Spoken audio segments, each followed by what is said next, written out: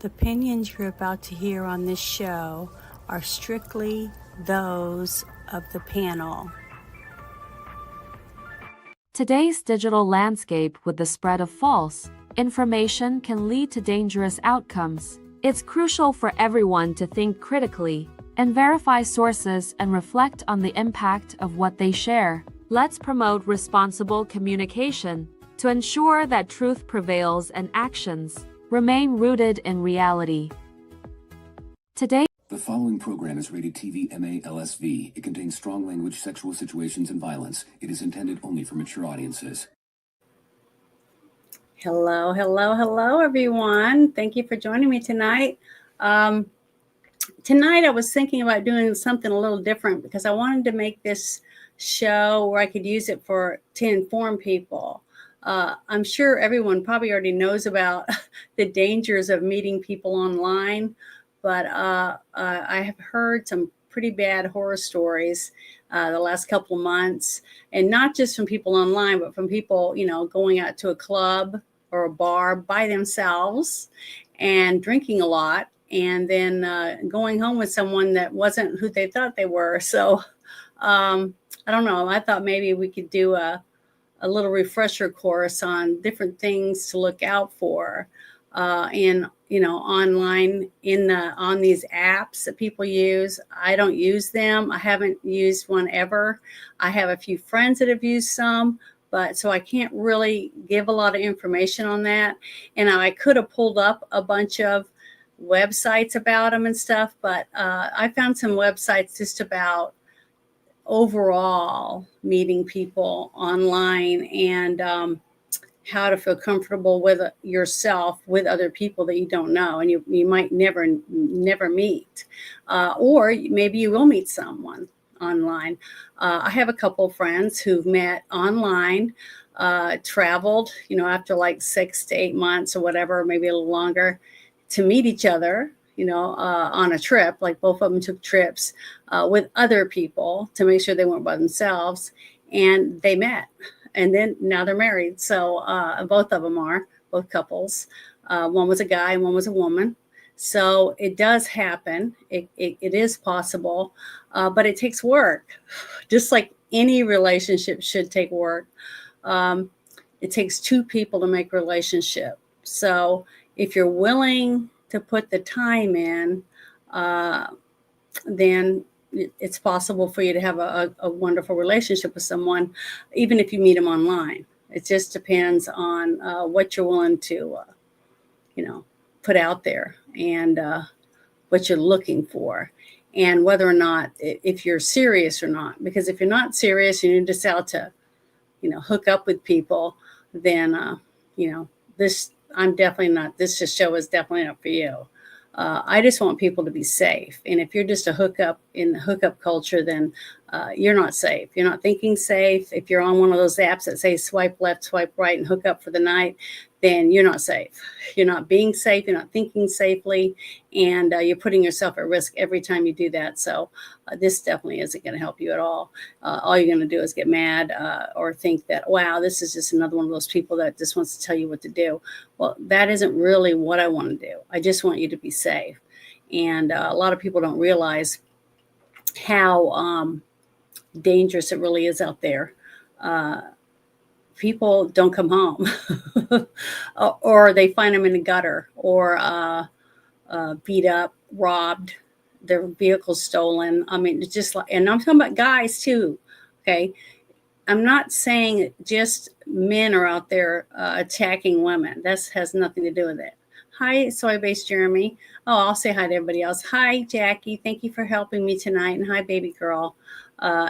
It really does matter that you know who you're speaking to, or at least try to be on the safest side. I don't recommend anyone ever giving your personal information, like your phone number, your address, your social security number, your bank account numbers, any of that kind of stuff. But believe it or not, grown people do that every day. Just like you've heard over and over again. Yeah, there are a lot of weirdos out there for sure, Soy-Based Jeremy.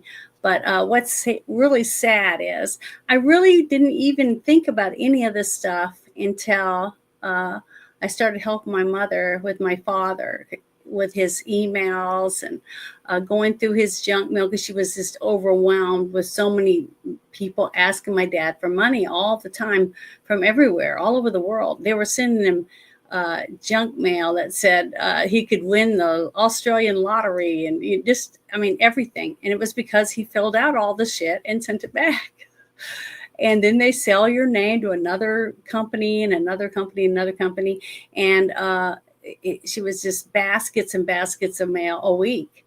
And same thing with his email, thousands of emails a week. And he wouldn't delete anything. So when I would come, I would try to get as many go through as much mail as possible and shred it, get rid of it, and hide it.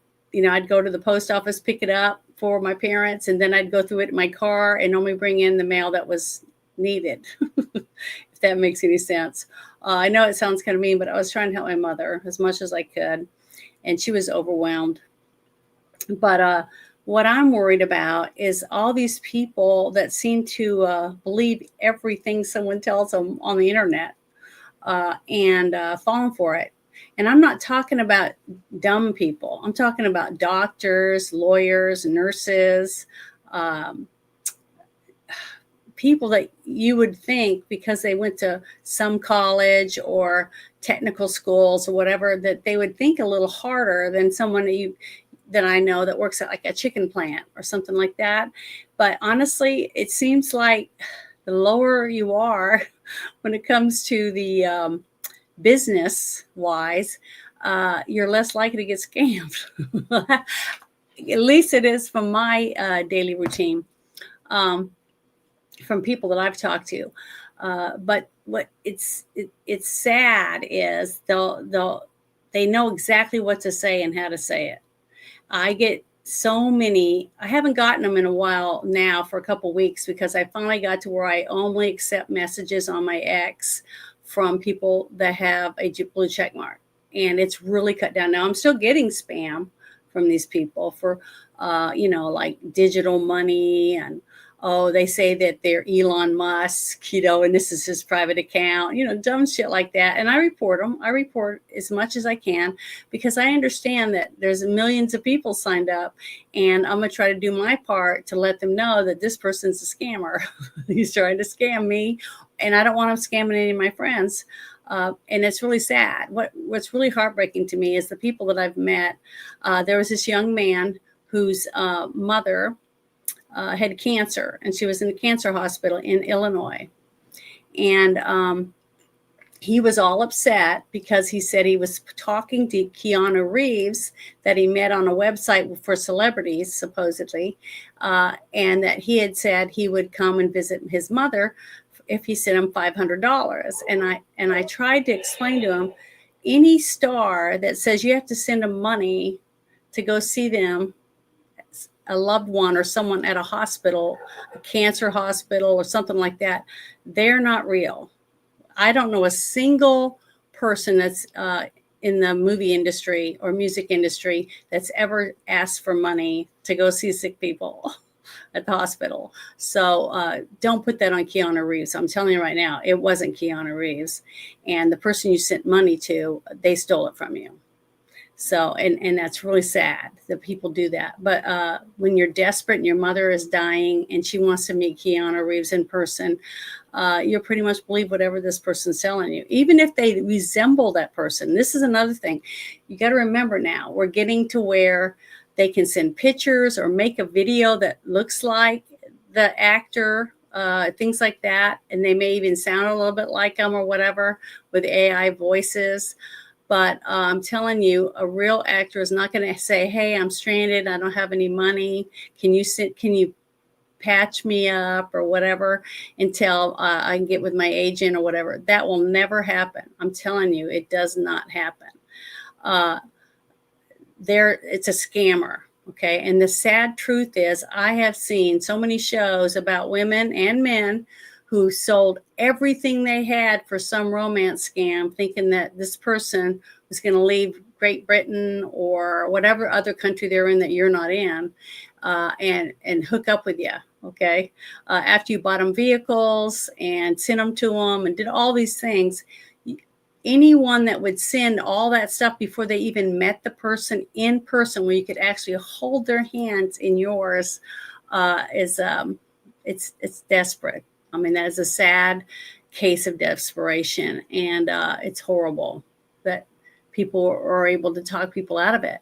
But I did see a lot of scams when I was in New Orleans. There was a smaller hurricane that went through. It was a couple of years after Katrina. And I remember a friend of mine said that they were at their mother's. They just happened to be there because they normally don't go on that day. But that day they thought, well, I better go over and check and make sure there's nothing leaky and the windows weren't leaking, that type of thing. And they went over there, and while they were there under the sink tightening some stuff for their mom, someone came to the door, and it was two men, and they were wearing shirts with their name on them. And they thought it was their names, and they had a clipboard, and they were saying that they were driving by and they noticed that she had some missing shingles, and that if she wanted to sign up today with a deposit, that they would come back next week and start working on a roof. And they had business cards and everything. They looked so legitimate. So the lady said, sure, I would do it. She took the card.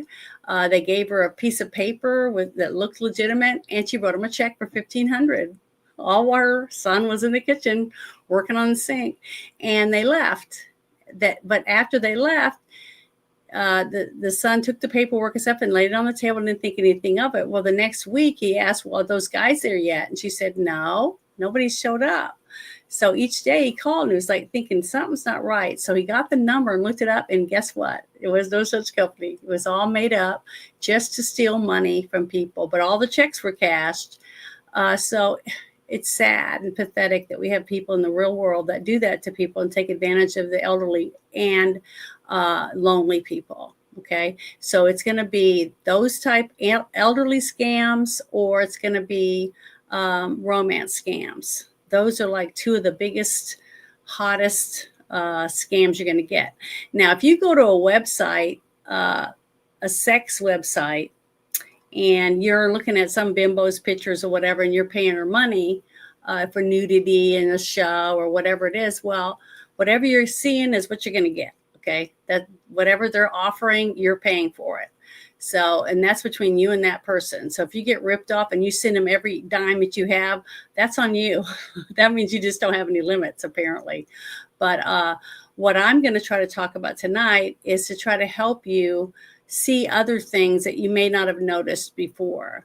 But a person that just very pushy, that's one thing you'll notice about some of these scammers from other countries like Jamaica, somewhere in South America. Sometimes people from India and stuff are very pushy too. Oh, after you talk to him a couple times on the phone, because there was one guy that kept calling my dad, and my sister and I would argue and say, he's not giving you any more money. And he would say, Tom, why you let this bitch talk to me this way? Stuff like that. It was horrible. And my dad just said, well, you know, and I would get his new numbers. I get him blocked numbers. I get him all this stuff. And my dad would call these people and give him his new number. So you can't help someone that can't be helped. And they spend all their money. There's not much else you can do. All you can do is the best you can. But if you're unaware, or if it seems too good to be true, guess what? It probably is. So don't give your phone number to people, because believe it or not, they can find out almost everything they need to know just from your phone number. And guess what? And when they can't get what they want from you, they're selling your number to somebody else, into another group, into another group, into another group, until you have to get rid of that number, because you're never going to get rid of the spam calls. Same thing with your email. If you want to try out some crazy, wacky thing online, go find a new Gmail account or something. Make a new one. Don't give them your one from work. Don't give them your personal one that you have all your bills on, things like that. Try to keep yourself from being head over heels in a bunch of this bull crap, because it's not worth it. I mean, it really isn't worth it. And you're endangering everyone in your home. And if you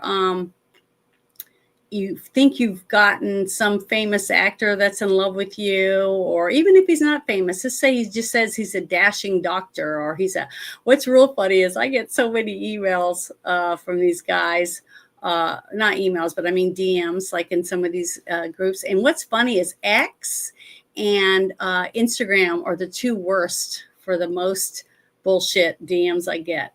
I thought TikTok. Everyone told me TikTok. It's gonna sell all your stuff. It's gonna do this, that, and the other.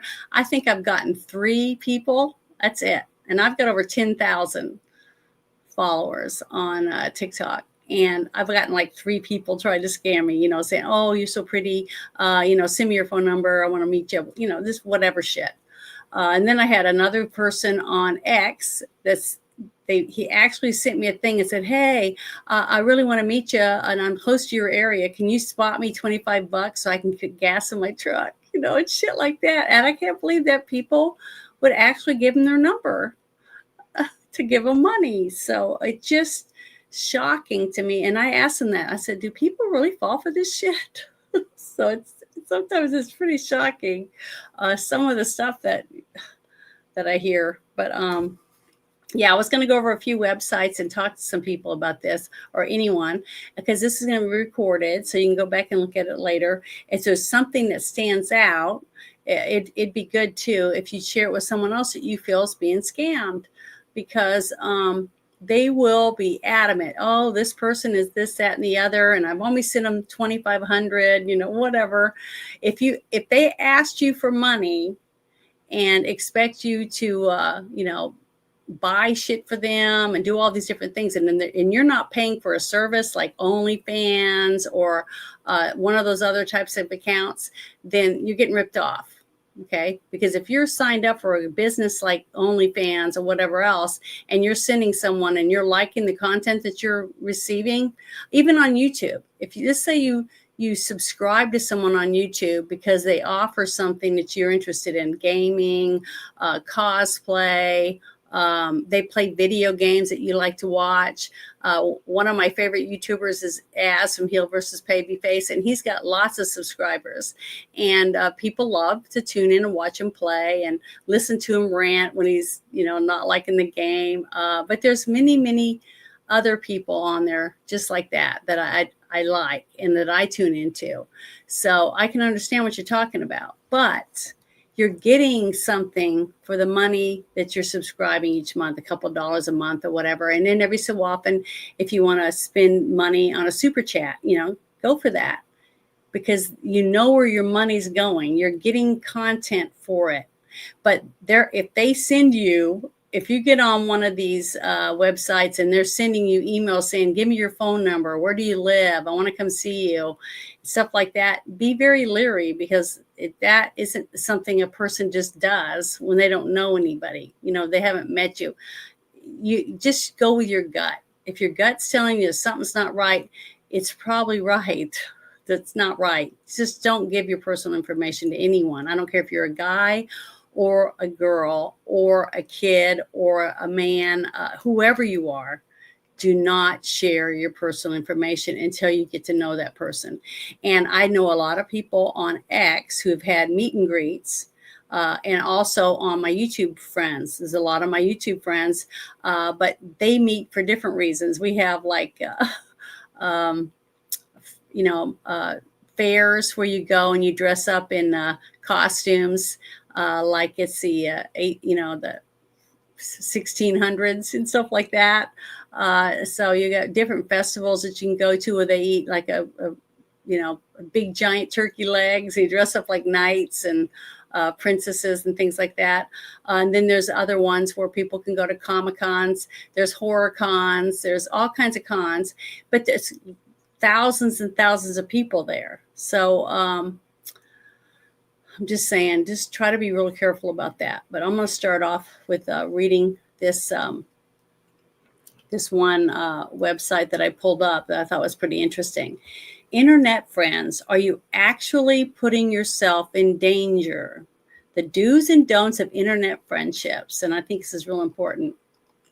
So we can listen to the article. I could read it, but I'll just start playing this so you can listen to it. But it's pretty good. We're taught starting at a very young age the dangers of the internet. The biggest rule: don't talk to people you don't know. You have no idea who could be on the other side of your screen. There is no way to know whether or not the person you are talking to is really who they say they are. The only way to ever do that is if you ever meet them in person. That's it. That's the only way to find out. But today it's even better because now we have video chat.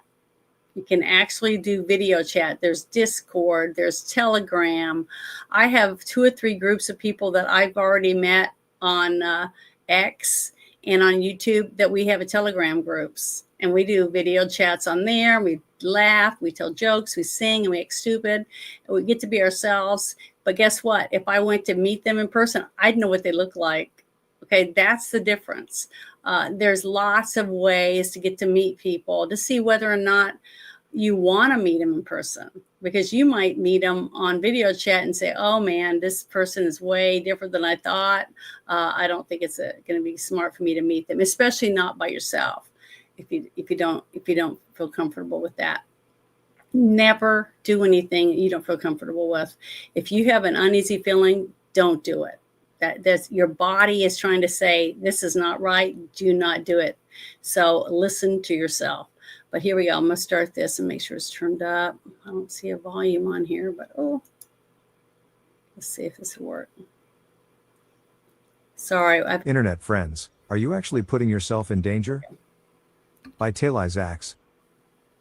The do's and don'ts of internet friendships. We are taught, starting at a very early age, the dangers of the internet. The biggest rule: don't talk to people you don't know.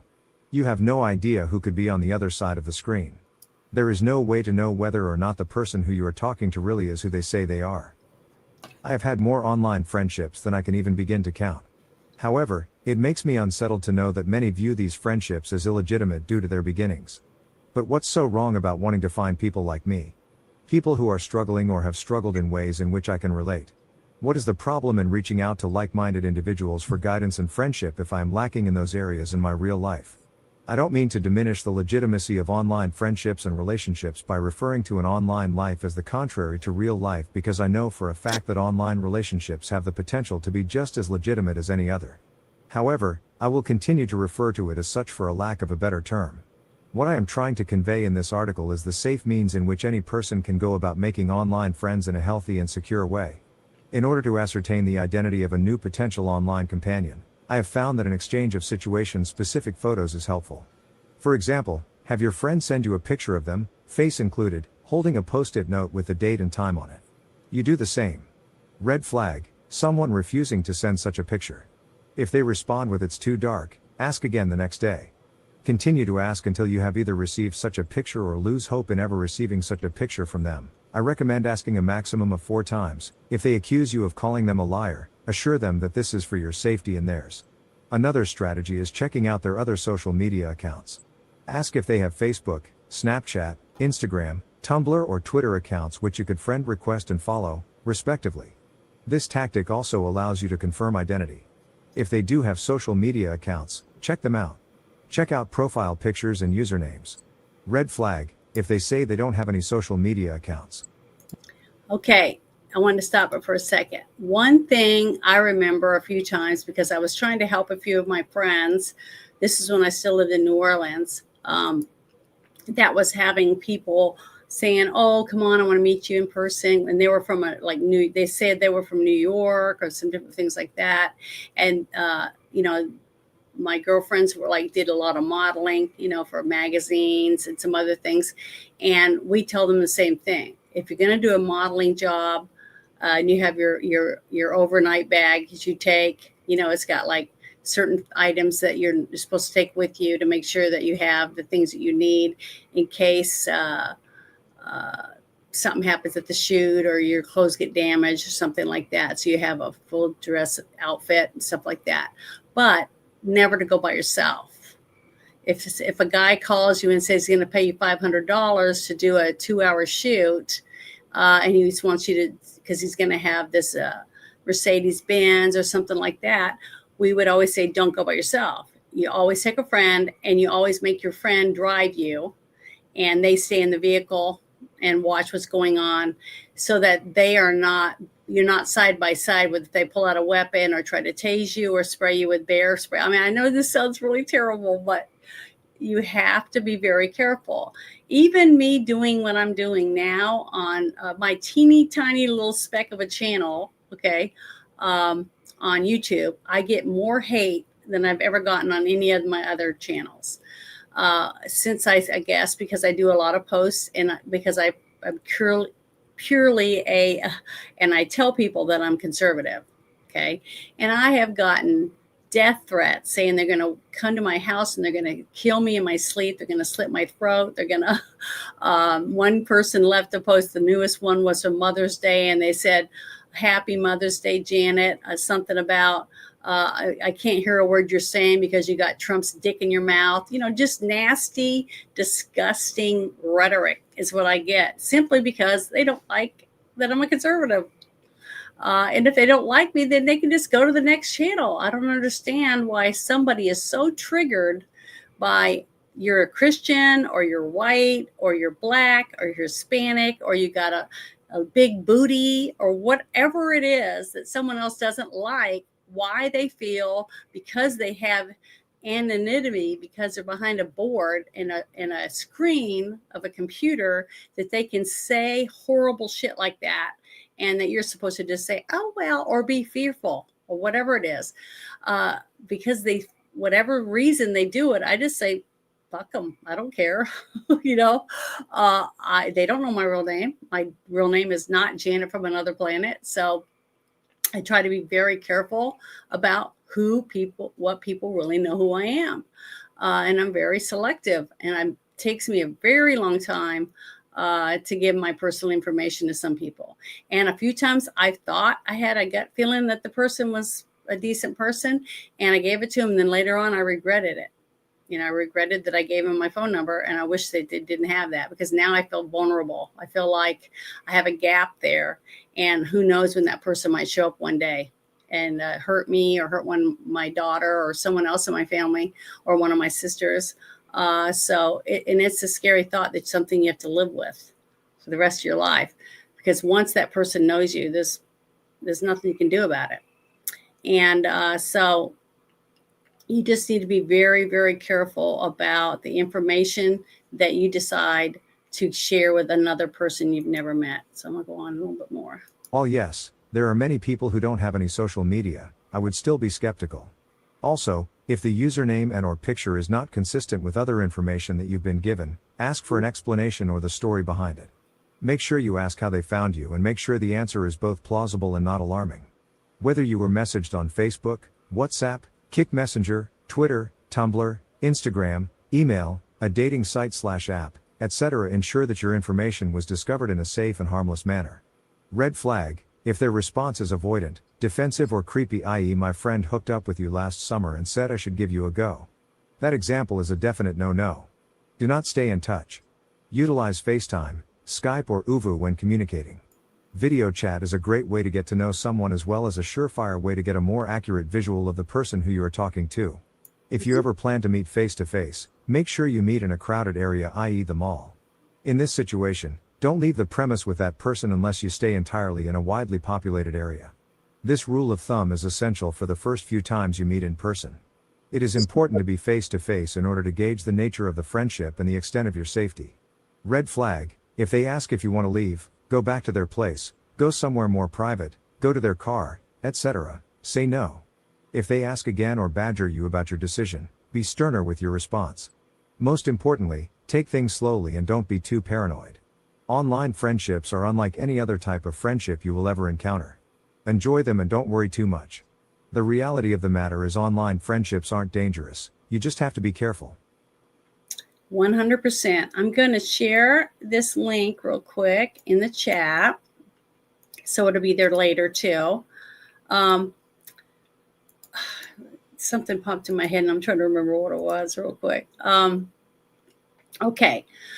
I know this sounds really bad, but a person that will use an app and swipe left or right to go and meet someone to roll in the hay is not someone that I would ever want to meet. Okay. Simply for the fact is that is, there's no control in that situation. You're putting yourself, you could be the next person that they find in the serial killer's ditch, down the road.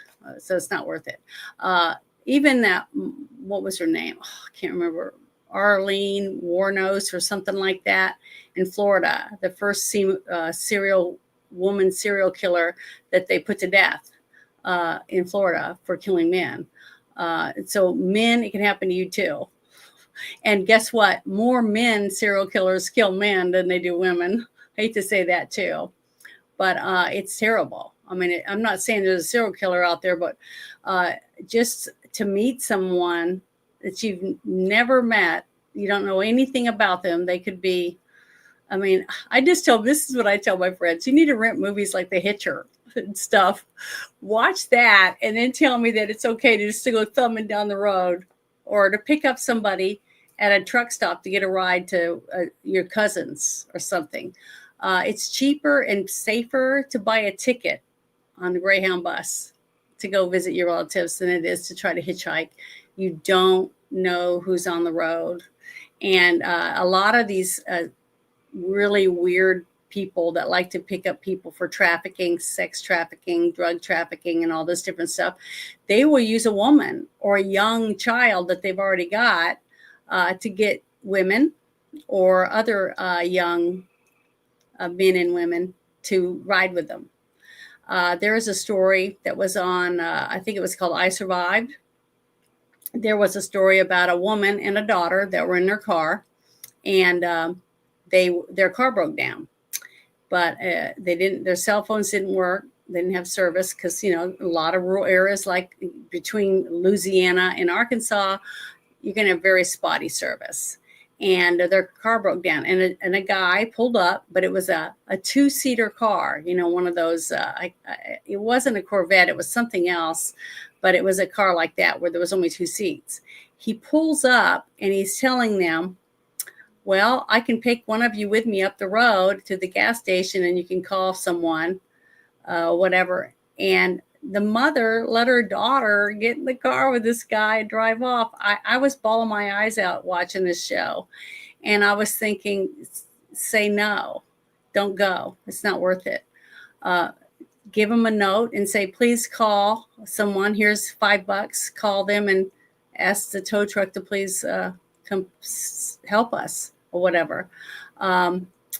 So it was heartbreaking to find out the woman never got to see her daughter again because alive after that. But I'm telling you, it's not worth it. It's just not worth it. Even if you don't die, even if you just get beat up and robbed or whatever, it's just not worth meeting a total stranger and taking that risk. Life is this short. It's supposed to be at least this long, and we're making them risking for something that is so precious. That there's only one of us in the world. God made sure with our DNA that there's only one of us in the world. It's anything like us. So please take the extra effort and protect yourself and share this information with other people so they don't risk it. And what's really sad is I see so many men and women after they've divorced, different ages too. It's just because they're lonely. And they're so desperate because they're lonely that they'll meet people, take risks that they normally wouldn't.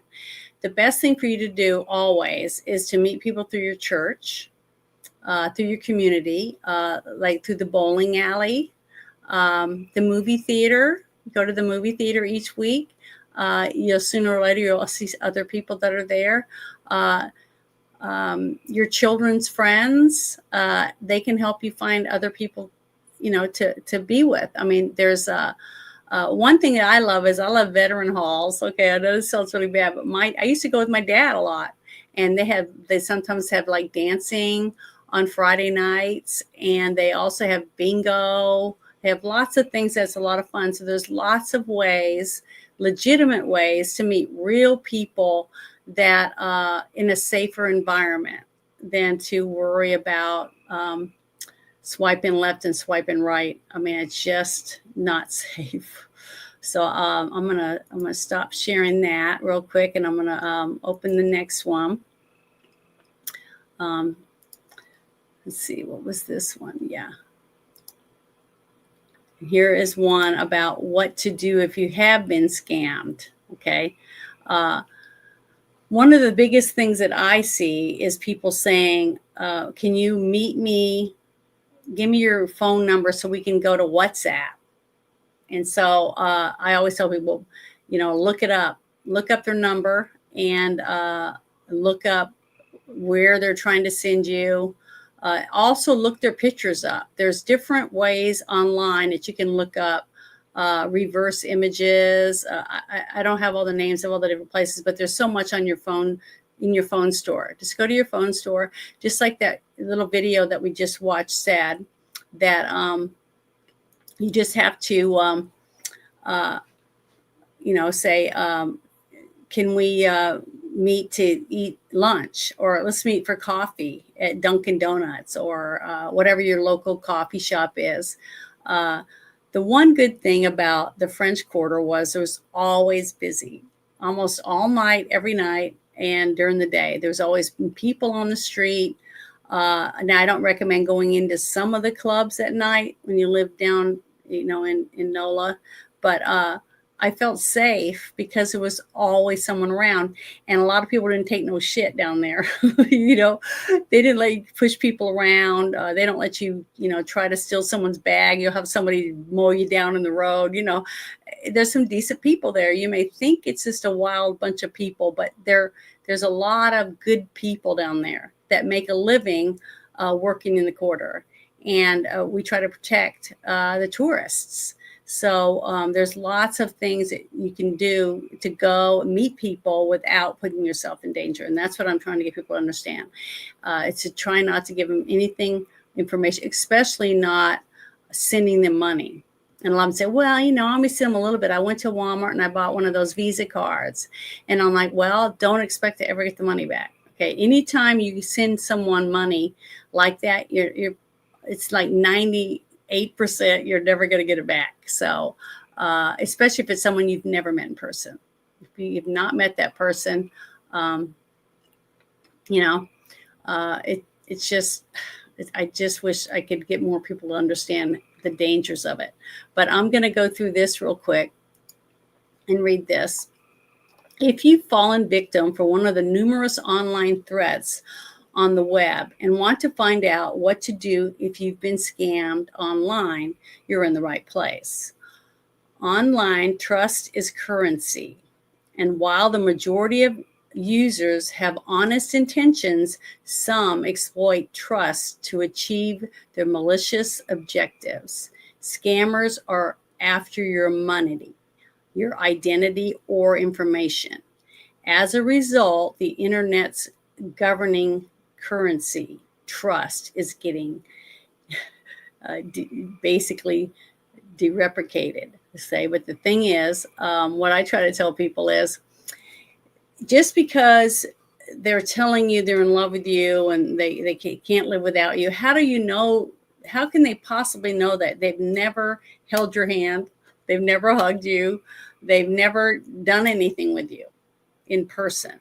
So they may be saying these things to get information from you, and the more information you give them, the more they have to sell to the thousands of other people that are lined up on the dark web to get your information, your phone number, your address, your social security number, any other tidbits of information, what bank you use, all kinds of stuff. I mean, I don't know a lot about all the stuff and what they do, but they will use you.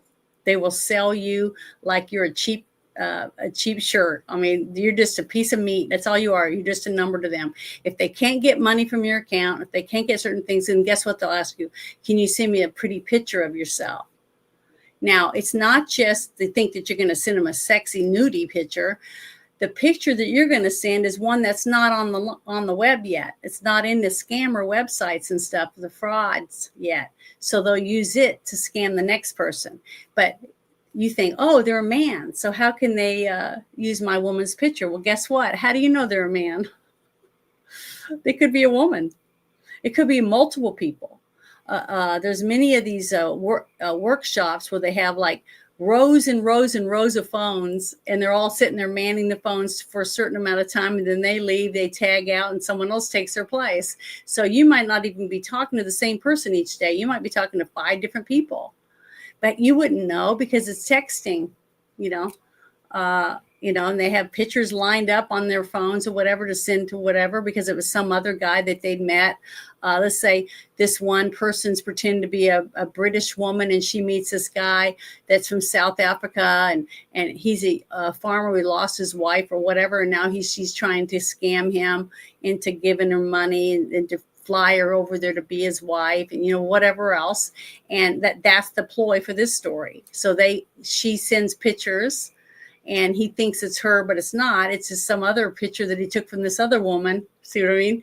So it's all like a tangled web we weave, like when we practice to deceive. And basically that's what all these people are doing. They're putting together whatever story they have to win the next person.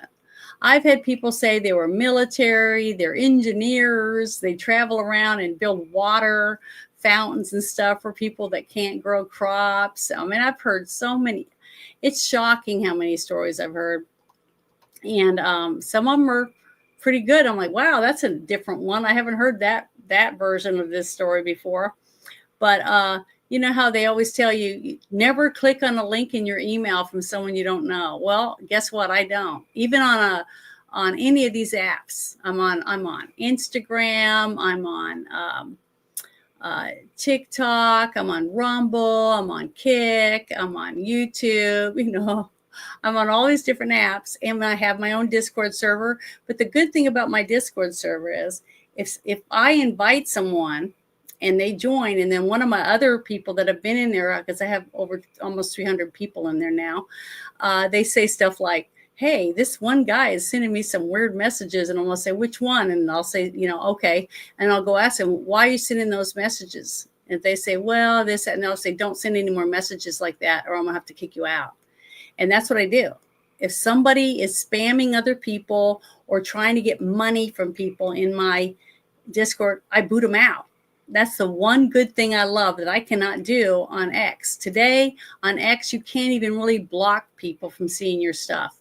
You block somebody, they can still go to your profile and or make a new account and they're following you again or whatever.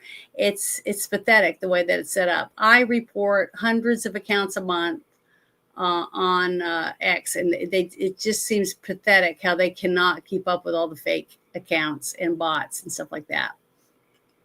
But one of the things I wanted to say about this whole thing is that it's just unbelievable the stuff they can come up with. So that's why I say if it's too good to be true, more than likely it is. Okay, it says if you've been scammed online, follow these 5 steps.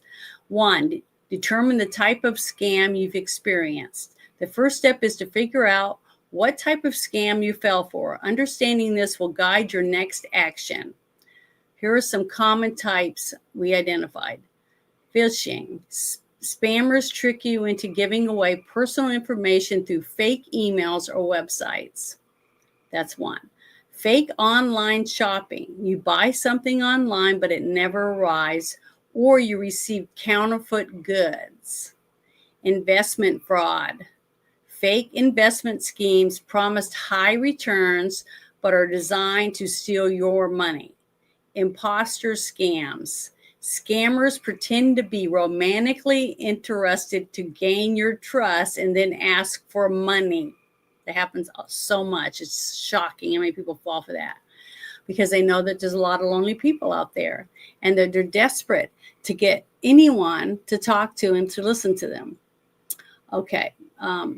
It says, here's a tip. Use our free AI-powered scam detection tool, Scammo. And I'm not recommending any of these. I'm just going to share what's on this website. Number 2, document everything for potential resolution.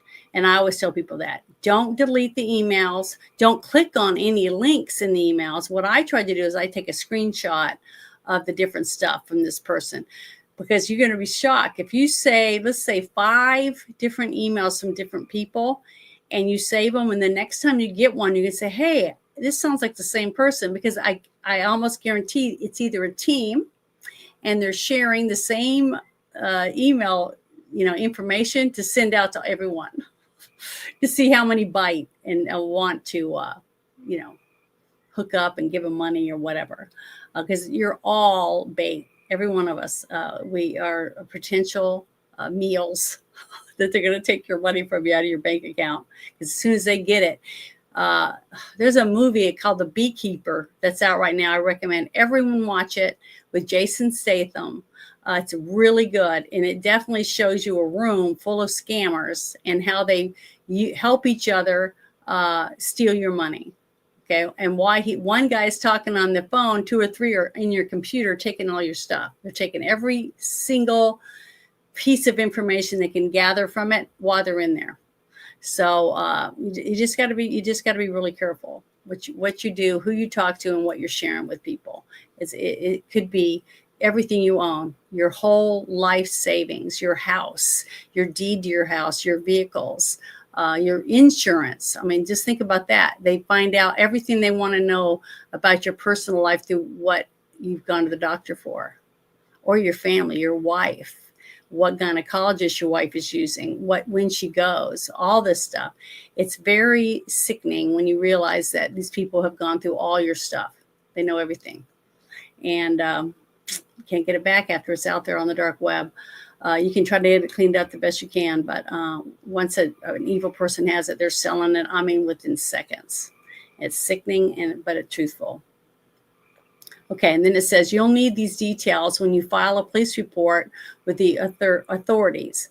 Plus, it's good evidence if you need to dispute charges with your bank, money transfer app, credit bureaus, or government agencies like the Social Security Administration.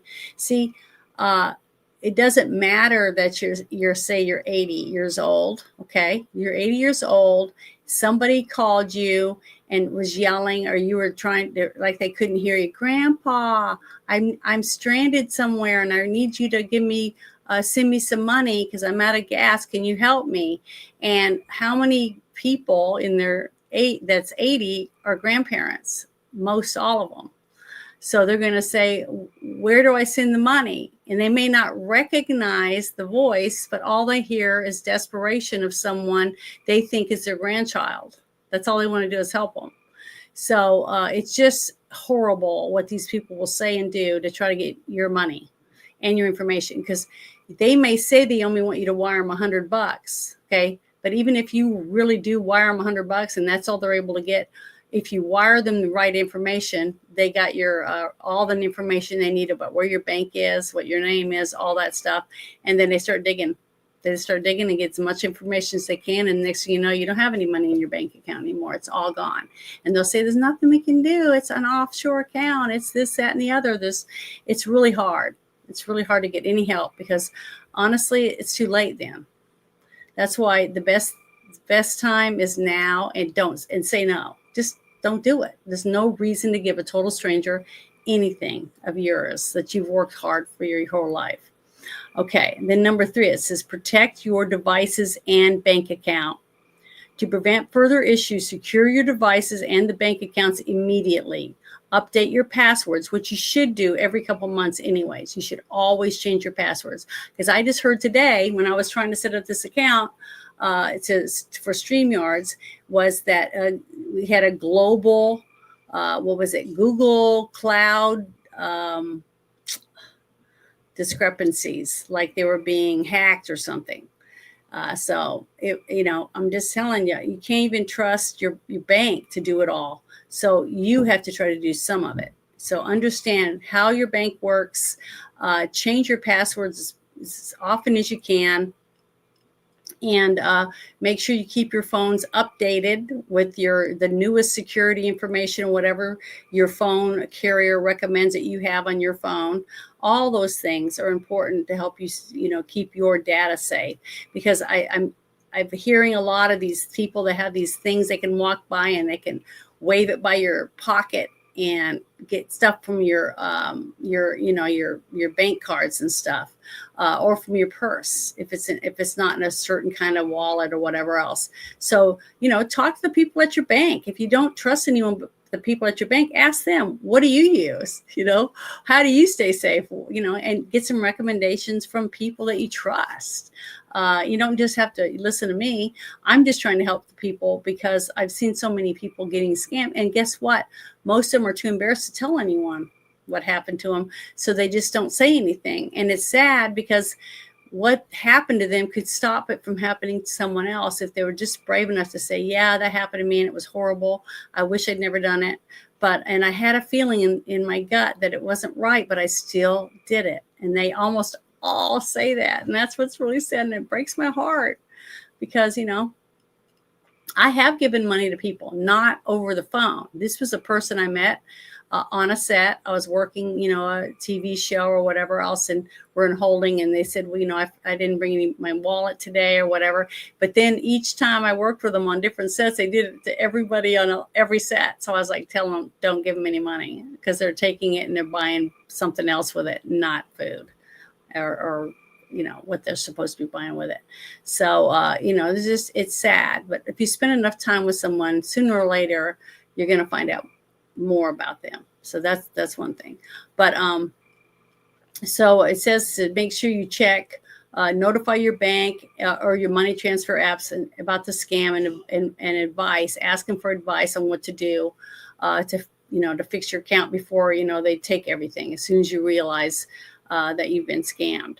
But the one good thing about most banks is that they're insured to a certain amount of money. So most people like you and I, we don't have millions of dollars in the bank account. So you don't have to worry about losing your millions because we don't have that. And that's why they play on us, because we're easy targets. We're little dogs in the neighborhood. So more than likely the cops aren't going to bend over backward trying to find them. So that's another reason why they like just everyday Joes like us. They don't want some guy, you'd think they wouldn't want someone that's a highfalutin lawyer or whatever that knows what they're doing, because I've talked to a few women and men that were lawyers that were scammed. So it does happen to everyone. It doesn't matter what your profession is. You can get scammed. The person just has to listen to you, pay attention to your LinkedIn, your other different accounts that you might have, and learn a little bit from you. Watch your posts, find out what your interests are, and try to hit you up on those areas. That's why as soon as I get anything that says a Bitcoin or any of those things, I just delete it. Because for one, yeah, I might be into Bitcoin. I might already have somebody helping me do all that. But as soon as you bring that up, I'm not interested, because I'm not on this certain website to talk about Bitcoin. If I was, then I would contact you. If it's on your website and I see it, I'd contact you and say, hey, I want to buy some of this. But them pushing it on me is not, to me, that isn't what I'm on Instagram or TikTok or X. Unless I contact you, then, don't bother trying to sell me shit, because I'm not trying to buy something. And then it says, learn how to report a scammer. I thought this was pretty good. Reporting the scammer will help authorities take action and aid in recovering your money. So if you're wondering how to report a scammer to the police and where to discover the best resources to report fraudulent behavior online, follow this resource. And then I'm going to copy the website, not this stuff, but I'm going to copy the address and share it in the chat, so you can come and click on all of these links. There's quite a few things on here, or look them up. You don't have to click on them directly. Just type in that in another search engine and find them, and then go and read about it, find out what you can. E-consumer, there's a few on here that I've seen, but provide details about what happened and use the documented information from the previous step. If you suspect that identity theft is involved, you must file an identity theft report. The reason that's important is I found out from one of my friends that someone they knew, didn't happen to them, but someone else they knew, that they had went to the bank and they were going to take out a small loan because they were going to put a bathroom with a shower and stuff in their basement. And they thought, they already talked to 5 or 6 people, and they were going to do a lot of the work themselves, that they could probably get a loan for, $25,000 against the equity in their house. And then they'd be able to put this in, and that would boost their overall value of the house. It would add an extra bathroom, so that make it a nice den down there and stuff, the way they were wanting to do it. But they were doing it as they could afford it. But what happened was, when they went to get the money, they said that they didn't own a house. And they're like, what are you talking about? Come to find out, this was a very elaborate scheme. I'm trying to remember what state it was. I think it was in California, honestly, that somehow these people had gotten their information, got their title information, and was able to get the title online and acting like they were the people, right? And when they got the title, then they borrowed against it. They borrowed every dime out of it. Every single penny they'd put into the house, they'd already taken it out. So now, basically, the title wasn't in their name anymore, and they didn't have any money in equity or anything. They had nothing. So that took years for them to fix that, because they were living in the house. It was just so many hoops they had to jump through, and it cost them a fortune in lawyers and stuff. They finally did get it straightened out, but they pretty much had lost all their equity in their house because of it. So it's horrible. And don't let it wait. Don't wait till the last minute to look into this stuff. always try to keep up on all of your documentation for everything that you purchase, your cars, your lawnmower. Let's say you're riding more, if you have a really nice one, an RV or a boat, any of these things. Someone else could get the title. And I found out last year that when I went to apply for not a hunting license, I wanted a special license so that I could protect my chickens and shoot different predators. I found out that somebody else had applied for a hunting license using my name and my information when I know it wasn't me that did it. So I put in the information and said, I want you to find out who that person is and prosecute them because it was not me. And there's no one else in my family with that name, with this address and information that I was able to give them. And they said, thank you very much. If more people would actually try to stop these people or give the information to help prosecute these people, they wouldn't get away with as much as they do. And our prices and taxes and stuff wouldn't go up so much because there wouldn't be so much fraud because we're prosecuting these people. So we can do something. You just have to make an effort, a little bit more time and effort on our parts to capture some of these people and make them pay for what they've done. But I'm going to share this real quick in the chat while I'm thinking about it before I forget, because I'm really bad about that. But just little things like this. It's sad and boring as hell, I know, to listen to, but I guarantee you, if you just sat down with some people in your family, your cousins, your uncles and aunts, your grandparents, and other people like that, you're going to find out how many people you might actually know that have been scammed by somebody for something. It may be nothing. It may be very minute to you, because it was just a romance scam where they wanted nudie pictures or whatever dumb thing. But I'm just saying, any of it makes all of us very susceptible, especially if you fall for one, you're going to probably fall for the next one and the next one, because you start believing that, oh, well, there just isn't that many people that really want to do it. It only takes one. It only takes one to enter your savings account. That's it. And that means, or your children's savings accounts. You don't realize the information that you have stored on your phones, on your computers. It has your loved ones' information on it too. So please think about that. But there's lots of different online scams. This is another part I wanted to read. It says, online scams take many forms. Form suspicious emails to remote access connections that install malware. That's why I think everyone should watch that movie, The Beekeeper with Jason Statham. It's about these people that scam a woman online and take everything and stuff that didn't even belong to her simply because her name was hooked up and she was help managing other people's stuff. So it's a very, very good movie, but hopefully you'll learn something when you leave. You'll know never to ever do any of those things. Never do that. I just wish more people would pay attention to that. Malware or initiate fraudulent transactions under your name. We've seen it all. If you want to learn how to identify a scammer, the first step, you need to know more about the types of scams and how scammers operate. Says how to tell if someone is scamming you online. To identify the scam type and what to do about it, learn about the most common forms of scams.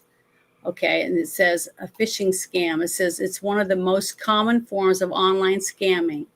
It usually occurs via email as online scammers spin spam to your inbox to promote you to click on a link, call a number, or give up personal information, like saying you won a lottery, or one of your somebody died.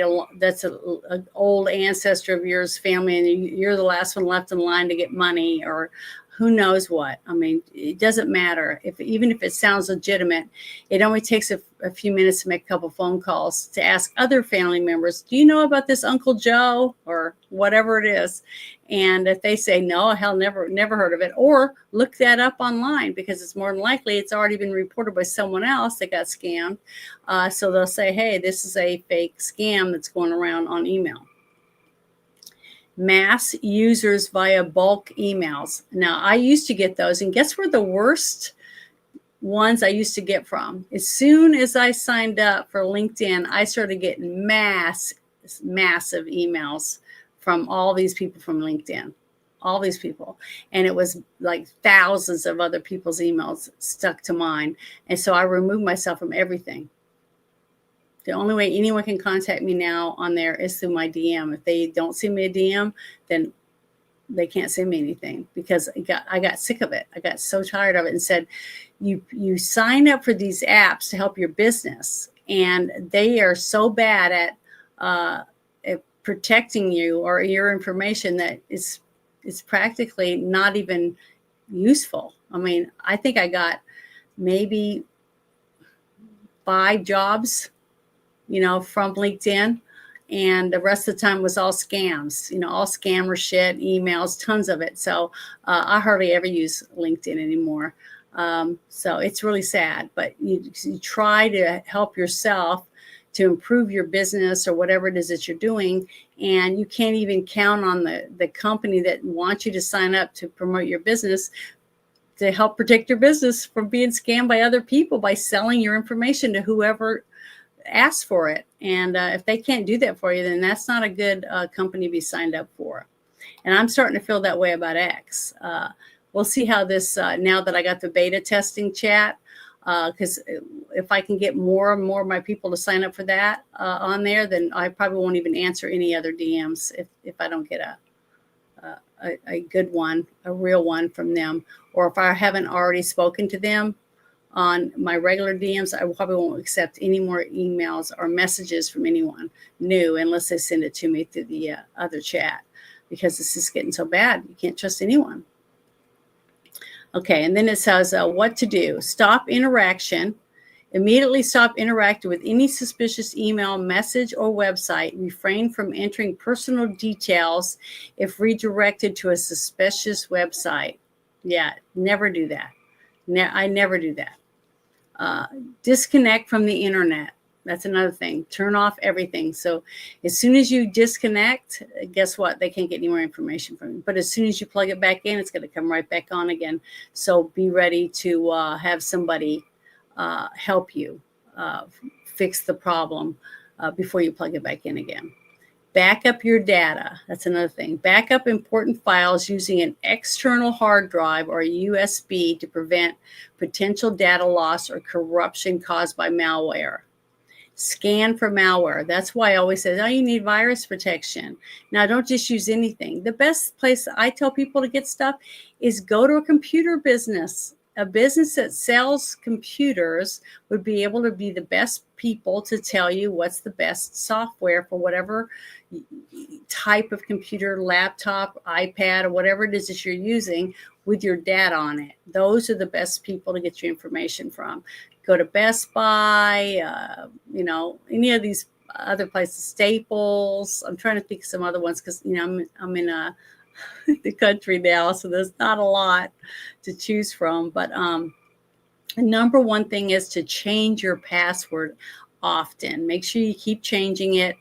Set it on your phone or something that tells you, hey, you haven't changed your password in 2 months. It's time to change your password, and just do it and get into a habit of doing it.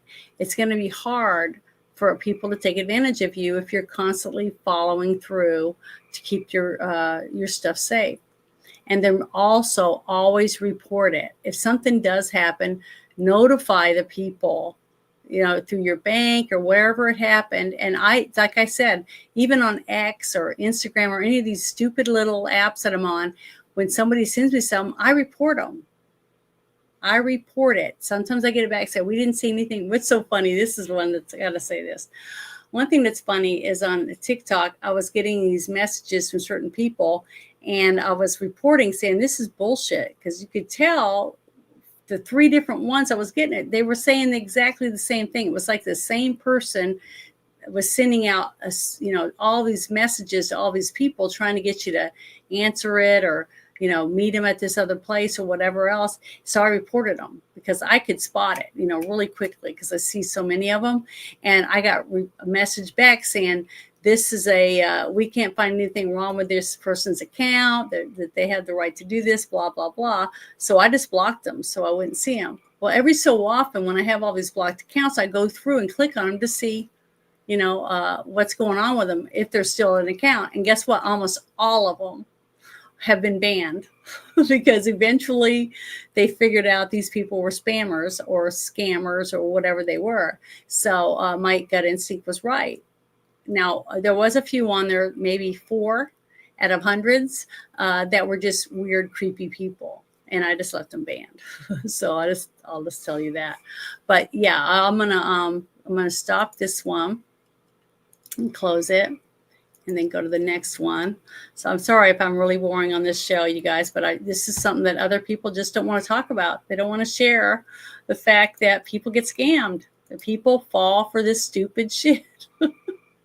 So this was let's see.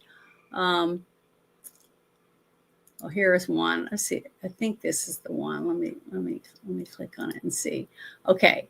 What are the disadvantages of online friends? I thought this was interesting.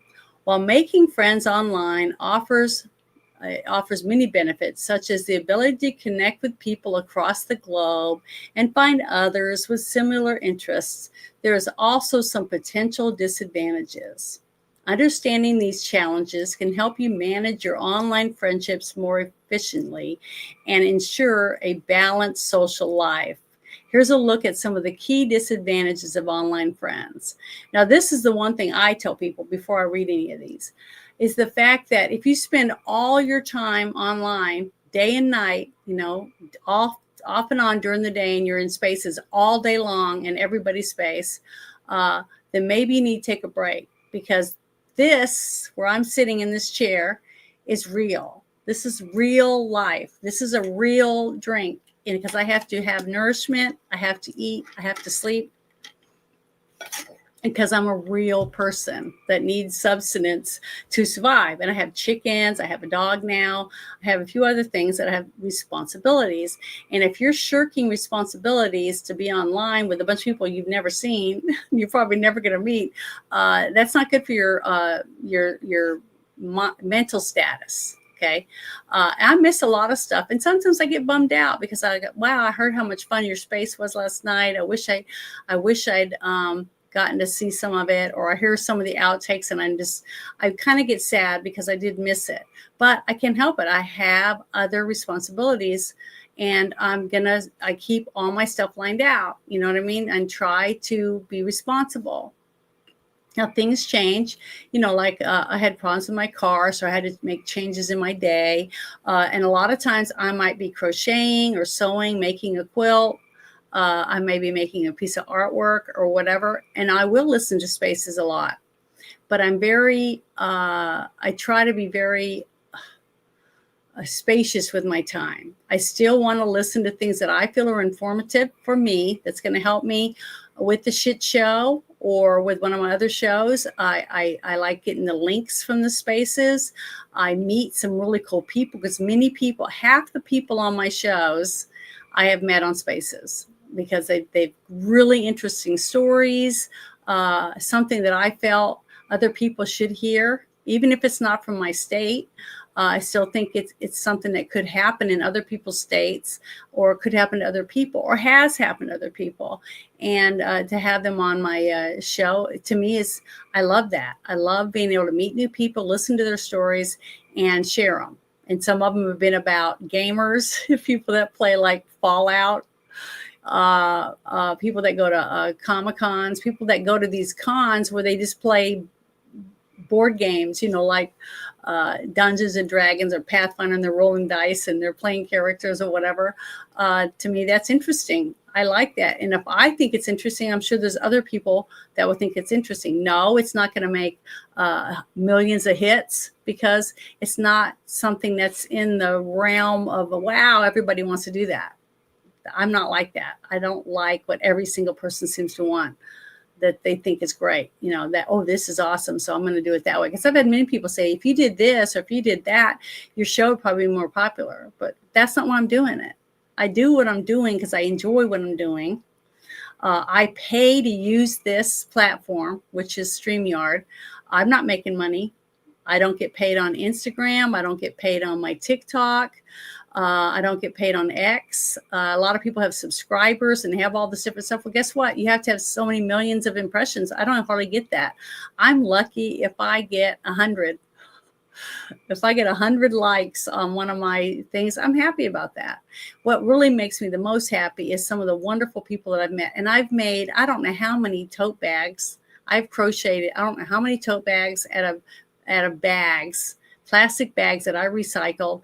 And I've been talking to someone, they said, I would love to have one of your bags. And I put them on a list, and I'm doing the best I can to make all of these people a bag. And not because they're the best thing ever, you know, they're probably not something anybody even want. I'm thankful when they say, oh, I really liked it, it's really cute, but it's 100% recycled out of used bags.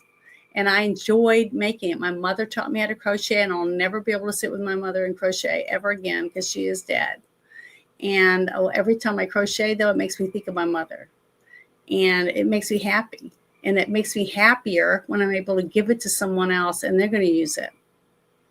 Okay. And I know it may sound stupid or whatever it is to whoever. You can make fun of me. I don't care. I'm still going to do it. I'm still going to do what I like doing. And even if I'm doing this by myself and nobody's watching, that's okay. I can live with that. I'm still going to do it because I enjoy doing it. I enjoy, even if I have one person that sends me a message later and says, wow, I'm really glad you talked about that tonight because I didn't know anything about that type of scam, or I didn't know anything about this, or I didn't know there was people out there that got scammed for that same thing that I did. It makes you feel like you're not alone, you know, because there is somebody out there that was glad to have gotten the new information that they probably never would have gotten if it hadn't been for me talking about it. So to me, it's important, and I'm glad I'm doing it. So that's one reason why I do a lot of the stuff that I do. It's not because I'm making any money, because I'm not. But there's a lot of people that are getting paid on X to say and do whatever, that you're just lapping it up and sharing it out the wazoo, which is great. If that's what you enjoy yourself. I mean, you have every right to like what you want and share what you want, but just be careful, because it's really sad to me sometimes when I see so many people paying someone to give them information that they could have got for free on the internet if they just took 5 minutes to research it for themselves. And that's really sad, but oh well, that's just the way it is. Okay, well, here's the lack of physical presence. This is one of the things that we were talking about earlier. One of the primary drawbacks of online friendships is the absence of face-to-face interaction. Well, not anymore. Not when you have Telegram or you have Discord and you have some of these other apps where you can do face-to-face. I've done this live streams like this, and I've invited people backstage with me, and we've just sat around and just talked and bullshitted backstage. And the only ones back there are the people that I invited, and we can see each other if they want to show themselves. They don't even have to do that. Even in my Discord, if they come, they can do a video chat with whoever they want on there. That's in my Discord, and talk about whatever they can watch movies together. They can watch a TV show. There's so many things that you can do, and you don't have to worry about anybody else walking in on them, because it's only the people that are in that Discord, period. And I like that. And I started Discord years ago simply because I was on this dumb app where we collected digital cards. Okay, like I collected every single Star Trek card. I had Cow and Chickens, all their cards. I had the number 3 most valuable set of Cow and Chicken cards, and a few others. I mean, I know that sounds really stupid, but that I told you, I'm a nerd. I really am a nerd. I have so much shit. You would probably die if you ever came to my house and saw how much crap I've got. I've shown some of it back when I was got to meet Clawby and a few others. They got to see some of my stuff, and I've shared it with a lot of people. And I'm going to go on Devil Flyers channel one day, and I'm going to show them some of my good stuff that I got, my awesome comics and my other collectibles that I've got. And because that's what I get enjoyment out of. I know it sounds really stupid, but it's true. But here, let me show you something. See, this is something that's on my on top of my monitor right now is one of these little collectibles that I have. Because I just love this stuff. This is the stuff that I like. And people give me cool gifts like this little alien head, and it's a salt shaker. But, I can help it, and I like it. And I put it where I can see it, and I can get enjoyment out of it. Because seeing it and getting to hold it and touch it and stuff, to me, that's what I live for. That's just the way it is. Okay. It says emotional disconnect. Online communication lacks the nuances of physical presence, such as body language and facial expression. But see, that's different now, since now you can do actual video chats and stuff with people. So it's a little harder for someone if you've talked to them quite a few times on video chat about whether or not they're pumping smoke up your ass or not, or just trying to get something from you, that type of thing. Limited social clues, nonverbal clues such as tone of voice, physical gestures are absent in text-based communication. That's another thing that I like about Spaces. On Spaces, I've had people send me messages say, I heard you in Spaces, this, that, and the other. I really want to meet you in person, blah, blah, blah, blah. And I'm like, well, the next chance you see me in a space, I'd like to hear you speak. Take a mic and speak. And once I hear your voice, then you can send me a video chat, make me a video, and then I'll know what you look like and stuff and see whether or not I'd want to meet you. Not because I won't meet them because of what they look like. That's not it. I'd have to feel safe, just like I said. And if I can hear their voice on a space, actual voice speaking, which is hard for them to pretend, I think, on a space, then when they make me a video and I hear that voice and compare it to the voice that I heard in a space, I think I'd feel safer about knowing that's really who made that video. You see? So to me, like they were saying earlier about the pictures with a sign under it that has the date or, whatever. There's lots of things I'm sure you could come up with on how you would make it a little safer for you. First off, just don't ever meet anybody by yourself. Never, ever do that. And that's another thing I was talking about earlier. I'm sorry, I keep going off on all these tangents. I can't help it. That's my personality, and I'm sorry. But is a guy that I saw online that had went to a bar and had a few drinks and met someone they thought was the opposite sex. They went back, and when they took off their clothes, they found out that it wasn't who they thought they were. So they got in an altercation, and the person didn't press charges or whatever. So the thing is that it's sad that you pretty much have to do a DNA test anymore to go on a date with someone, because you don't even know whether or not the person you're looking at is really the person they say they are. So it goes really deep in lots of different ways, and you've got to know what you're doing, especially when it comes to romance, because once you fall in love with someone, it's going to be harder to accept that they're not who they say they are, especially if the whole persona is someone that you think that you're in love with. So I don't know. It's just, please try to be careful about getting stuck with somebody that's full of shit or lying to you out the wazoo just to send them a few bucks, it's just not worth it. It's not worth it. Yeah. Gender chick. Yeah. Yeah. It's sad, isn't it? I feel sorry for you guys. I really do. It's harder for a woman to dress up like a man and dupe a woman. Okay.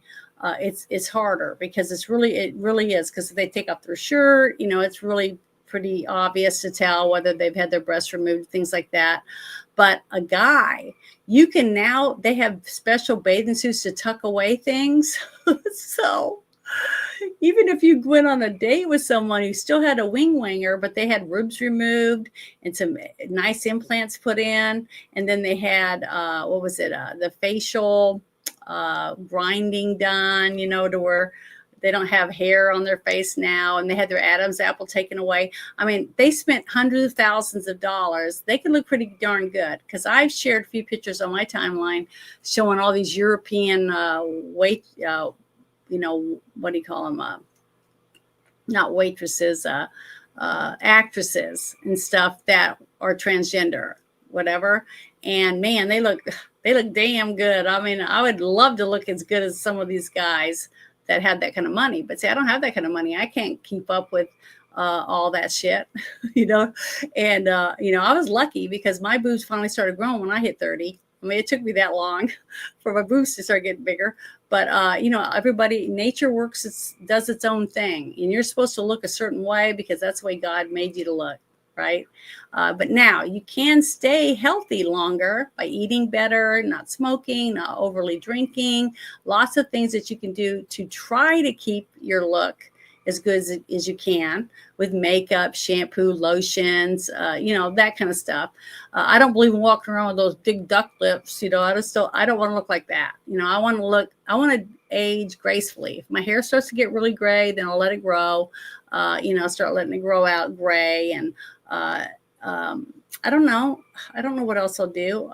I might want to have my lips injected a little bit, make them a little poofier, but it's these people that do so much, they start to look plastic, like that movie. What was it? Escape from LA, where they had all those people with the deformed faces and stuff because they were just doing so much plastic surgery on each other. I don't know why anyone would tell their loved one, honey, those ginormous lips are so big, look like Daffy Duck, but I love you. But I would tell them, please don't do any more. You look fine. I love you the way you are. You don't have to have those fake giant lips or such a big fat ass that you can't even sit down on it because there's so much silicone in your butt. I just feel sorry for these people. And it's because they think they have to look a certain way.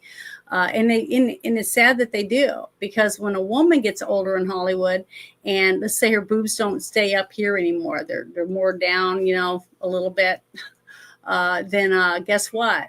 She's not going to get as many jobs anymore. All you got to do is go back and look at, I think her name is Kelly McGillis, the actress that was in the first Top Gun, compared to what Tom Cruise looks like. But Tom Cruise is like 5'4" or something. He's a teeny tiny little guy, and he's got shit tons of money. And when you have that kind of money, you can get daily massages. You can do all kinds of things to make your skin stay looking good. And a man looks more distinguished as he gets older. He gets a little bit of gray. He starts having these muscular cheeks and different things that look different, and like Magnum PI did and stuff like that. But it eventually catches up with them too. I mean, you got to do is look at what Clint Eastwood and Gene Hackman and a few others. But a woman, once it starts to hit, it hits harder. Okay, and people are more judgmental. I can see why a lot of women like Madonna and all them they end up looking like big cat women because they spent so much money on it. But, if you start when you're younger, like in your 30s, taking better care of your skin, drinking more water, trying to exercise, all those different things, you will. I'm about to sneeze. Just give me 1 second. Oh, blow my nose. Oh, sorry. Yeah, but allergies are real bad.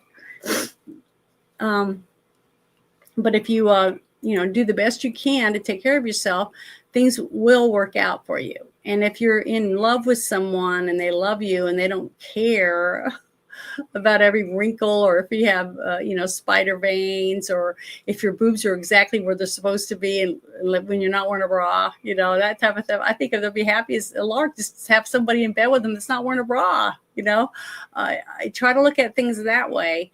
I think you'll be happier that way. But the thing is that there's no reason to let some total stranger get into your life and take up so much time that you're willing to send them your life savings when you've not even met them in person.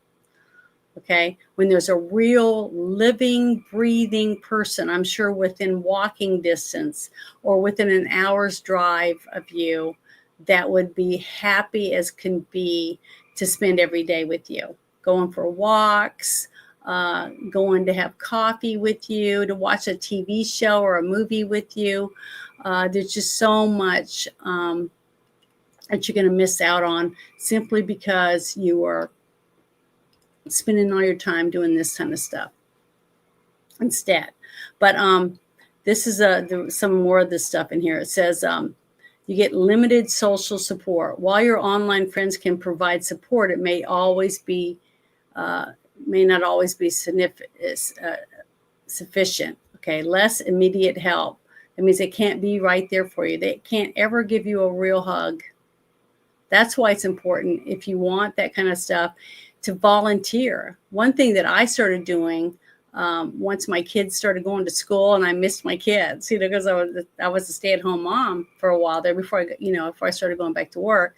But I volunteered a couple days a week, and I would go to the nursing home, and I would take my little Shih Tzu with me, and after she got all groomed, and I'd let her get petted by all these people, the nursing home, I would read. I just did all kinds of stuff, and I volunteered my time to do that. Now, then after that, I started going out and picking up trash. I just did whatever I could. And then I started getting into more and more crafting and art and crocheting and sewing and stuff. And I met a lot of these women in some of these nursing homes that was said, oh, I know how to crochet. I'll teach you how to do this, or I'll show you how to do that. And there was one little lady that was making some stuff that looked just like what my aunt would make, with a teeny tiny crochet hook. And it was like lace. It was so pretty. And I could never do that because it always made my hands get stiff and hurt, because I can't use such a small needle. But it was so nice to be around people that reminded of my aunt and my mother. Because now that they're not here, I wish I could even do more of that type of stuff. But you have to take advantage of the little things that we are able to get when you can get it. But this was just something I thought was important. I wish we could more people had someone to talk to about feeling like maybe they're getting scammed, or that someone's lying to them about something, because it's a shame that we have so many lonely people out there that they're getting scammed over by some jerk off that's probably scamming 5 or 6 people and paying all their bills with other people's money that they scrounged and saved their whole lives. Probably veterans. It could be your aunt, your grandma, your mom. There was a Dr. Phil show, and it was a woman. She had her mom on there, and she was trying to get Dr. Phil to help her mother realized that she'd lost everything, her home, her vehicle, everything, to this online scammer that she'd never met. And she was so excited when Dr. Phil showed these pictures of this guy that she thought was him, and that, would you like to meet him? And she says, yes. And when they brought the guy out, it was the guy in the pictures, but when he spoke to her, she went, that's not him. Because we know. This is the real person in those pictures. The person you're talking to used this guy's pictures to scam you. And she still didn't want to believe him. She still was adamant that they were lying to her instead of the guy that actually got her to give her all her money. It's really sad. And I think it's because these people are so desperate that to want somebody to want them, that they're in denial, even though they have nothing now. And I really wished that a group like someone like Dr. Phil would have been able to actually go to the person and find out where they were online and track them down and actually confront them in person. So she would actually got to see the person that she was being duped by, and all the money and what he was spending it on. That type of stuff. That would have been freaking awesome to see that poor lady put out of her misery, because to me it's just heartbreaking. But I'm gonna change. I think I changed. Did I share that? Yeah. Okay, I shared that article, so I'm gonna go ahead and turn this one off again. Oh, hold on. All right. Let's see. I think I got one more that I was gonna share. It says share screen. Okay. Here's some other online scams. I thought this one was a pretty good one. It says it's 19 internet scams to avoid in 2025. Americans lose billions to online scams every year, and many never recoup the losses. Read on to learn more about the most dangerous scams to watch out for 2025. Then find out how to help identify and avoid them by using comprehensive online security tools and cutting edge information. Now I'll share it says this is for Norton or whatever for you to get. Now I'm going to share this website, but all I'm going to do, I'm not promoting them because that's not who I use. And I'm not promoting anyone because I am not paid to promote anyone. And I wouldn't anyways, honestly, because just because it works for this person or that person doesn't mean it's going to work for you. This is what I always say. Go to your computer people, the people where you get your information from for your laptop or your computer or your phones or whatever, and get them to help you find out what's best for where you are and what you use your stuff for. Because a person that's online way more might need a different service than someone who's not on there all the time. You know what I mean? I'm not saying I'm a computer genius or anything, but it's best to get the best information that you can get. It's going to help you yourself and your family in your home. Not because I recommend it, but because the person that you get your stuff from recommends it. They should know more to help you. And that's the people you should try to get information from. Okay, here's one that I've never heard of before because I've never been, well, I guess I have. That's not really, I didn't call it a job. Because see, years ago when I first started out doing gigs and stuff, to be in a commercial or a music video or something like that, you would see it on Craigslist and you'd go and you'd get the information and you'd apply for it, whatever the details were. And you would go in and they'd interview you or whatever, and you wear whatever they tell you, blah, blah, blah. And then you would either get the job or you wouldn't. But it was a fast, easy way to get a job without having to have a promoter, or a manager. So that's how a lot of people I know got into the business. And I still do it sometimes on the side, depending on who it's for, because I like to do promotional work. But it hurt me there for a long time during COVID because I wouldn't get the shot. And since I didn't get the shot, I didn't have a card. So, I didn't get work. So I had to basically do other means to try to find jobs because I said, no, I'm not getting jabbed up. So, and you usually don't get paid as well because you have to get paid under the table basically. And it's just really hard. It's really hard on people to get legitimate jobs when you're told that you're not fit for duty, basically, because you wouldn't get jabbed up. But I didn't. So that's when I started doing more and more crafts and art to sell, down the quarter and stuff, because I wasn't going to get the jab. And I thought, well, it's time to downsize and go to the Hillbillyville. So that's why I'm pretty much one of the reasons why I had to leave, because it's cheaper. But, okay, job offer scams. A couple times they would say, hey, you look in the thing, we need someone to do this, that, and the other. And then you apply for it. And then they start giving the runaround and say, well, if you put this deposit in, we can do this. And, this bullshit. And I saw that happen a lot in the movie industry for sure, especially with parents and their kids. So you get a scammer and he'd tell you, oh, your kid is adorable. If you just get this portfolio made and do this, that, and the other, we want to manage your kid. So who's not going to want to have their kid be in commercials and TV shows and whatever else? So what you're doing is you're paying these people to make a portfolio, supposedly, for $900 to have these certain pictures, the headshots and whatever else, and it has their height. And then they'll send you this one little thing that they can print off at any printing store and send it to you saying, this is what we're going to make for you, a professional portfolio, blah, blah, blah.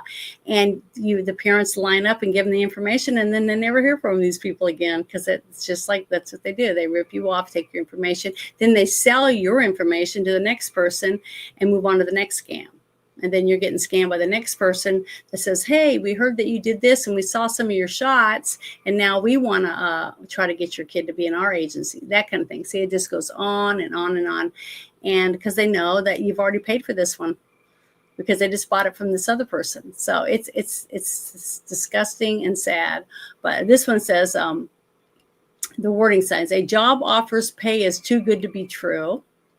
You receive a job offer without even applying for it. You know, you get a thing saying, hey, we heard about you through so-and-so, see what I mean? Like I just said, and, you know, we want to hire you, even though you didn't apply for it. And that's not going to happen. The job description is poorly written and contains grammatical errors. That usually means they're not from America. Okay, they just threw something together, or they made a copy of it and sent it out in a mass email or whatever. There isn't much information about the company online, which means you might say, let's say it's called Glamour Shots, okay? And we're going to make you a calendar girl, and we're going to have you be our #1 girl for this month of June or whatever. And all you got to do is send us these pictures and this money to hold your spot. Okay, so you send all that stuff in and then you never hear anything. It's because they've already spent your money. And your pictures are in the email spam box because they don't care, or they're going to sell them to someone else. So, you know, if it's too good to be true, it probably is. The company website looks spammy or unprofessional. Yeah, that happens a lot because they throw it together in, you know, in an hour. And they're got all the people on the phones doing all the work. That's where they're making the money, is getting the information from the people that are on Snapchat or whatever else that they're trying to get these young people to hand over mom and dad's credit card numbers with. Oh, this is one my dad was in head over heels. Oh, I hate this one. Lottery scam is a scheme where fraudsters contact people via email or social media claiming that they won a lottery or a sweepstakes. The prize is usually money, a trip, or some other big ticket item. But in reality, there's no winnings. Instead, the scammer spins a story that you need to send an advance payment to cover the taxes and legal fees. And every time I got on the phone with these people, when my mom was like, Tom, don't do it, you know, I would say, if he really won 10 million, take $1 million out of the money. If that was real. But see, they'll never do it because it's fake. People just seem to fall for all this stuff. It drives me nuts. It says you win a prize for a contest you didn't enter. You have to pay to get your prize. The lottery claims to be run by the federal government. Your lottery ticket says it's from the state without a lottery, and it's Alabama, Alaska, Hawaii, Nevada. You know, you understand what it is, because if you look at anything or research it, you're going to find out it's fake. But nobody wants to look because they're so excited it's happening to them.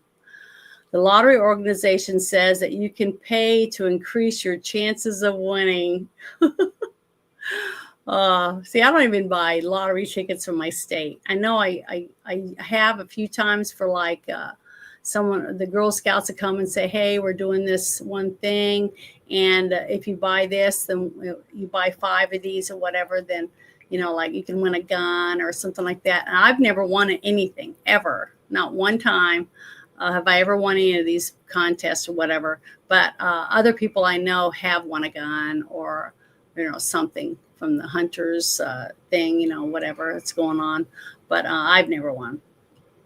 But yeah, that's a really good one. The Nigerian prince scam. Oh, I think every person I know has gotten this email saying that you are a prince.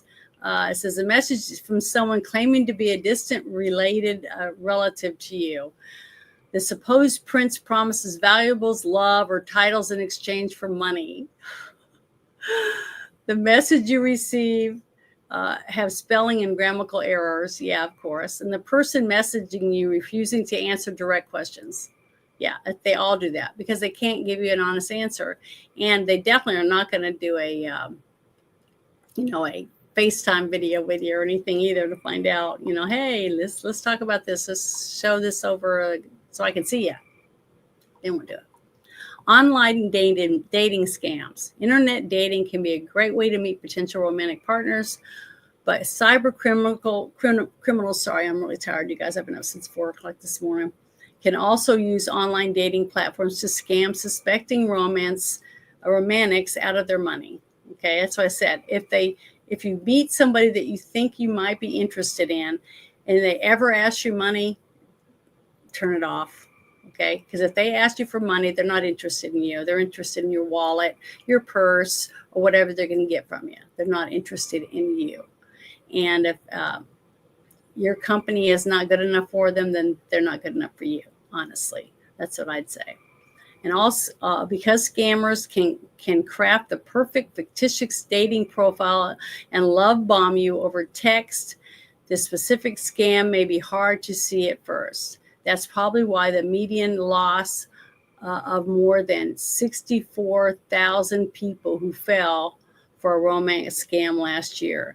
Last year was $2,000, the most substantial loss of any imposter scam.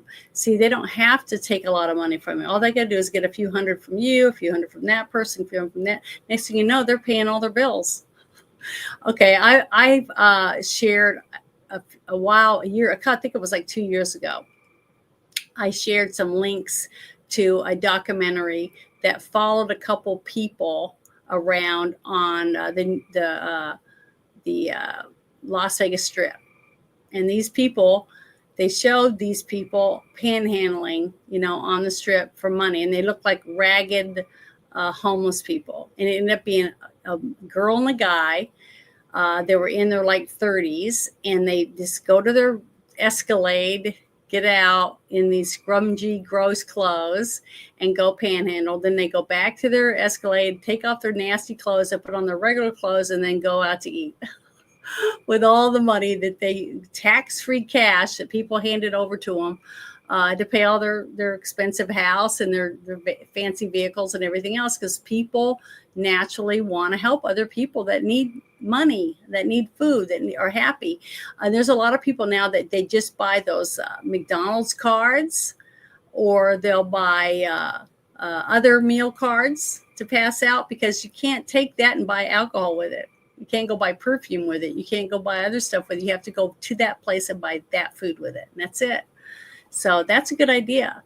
So if you think you're going to meet some homeless people on the Strip or wherever else you're going to be going on a trip, take some of those cards, buy some French fries or something on a card and hand those out. And they're not as happy when you do that.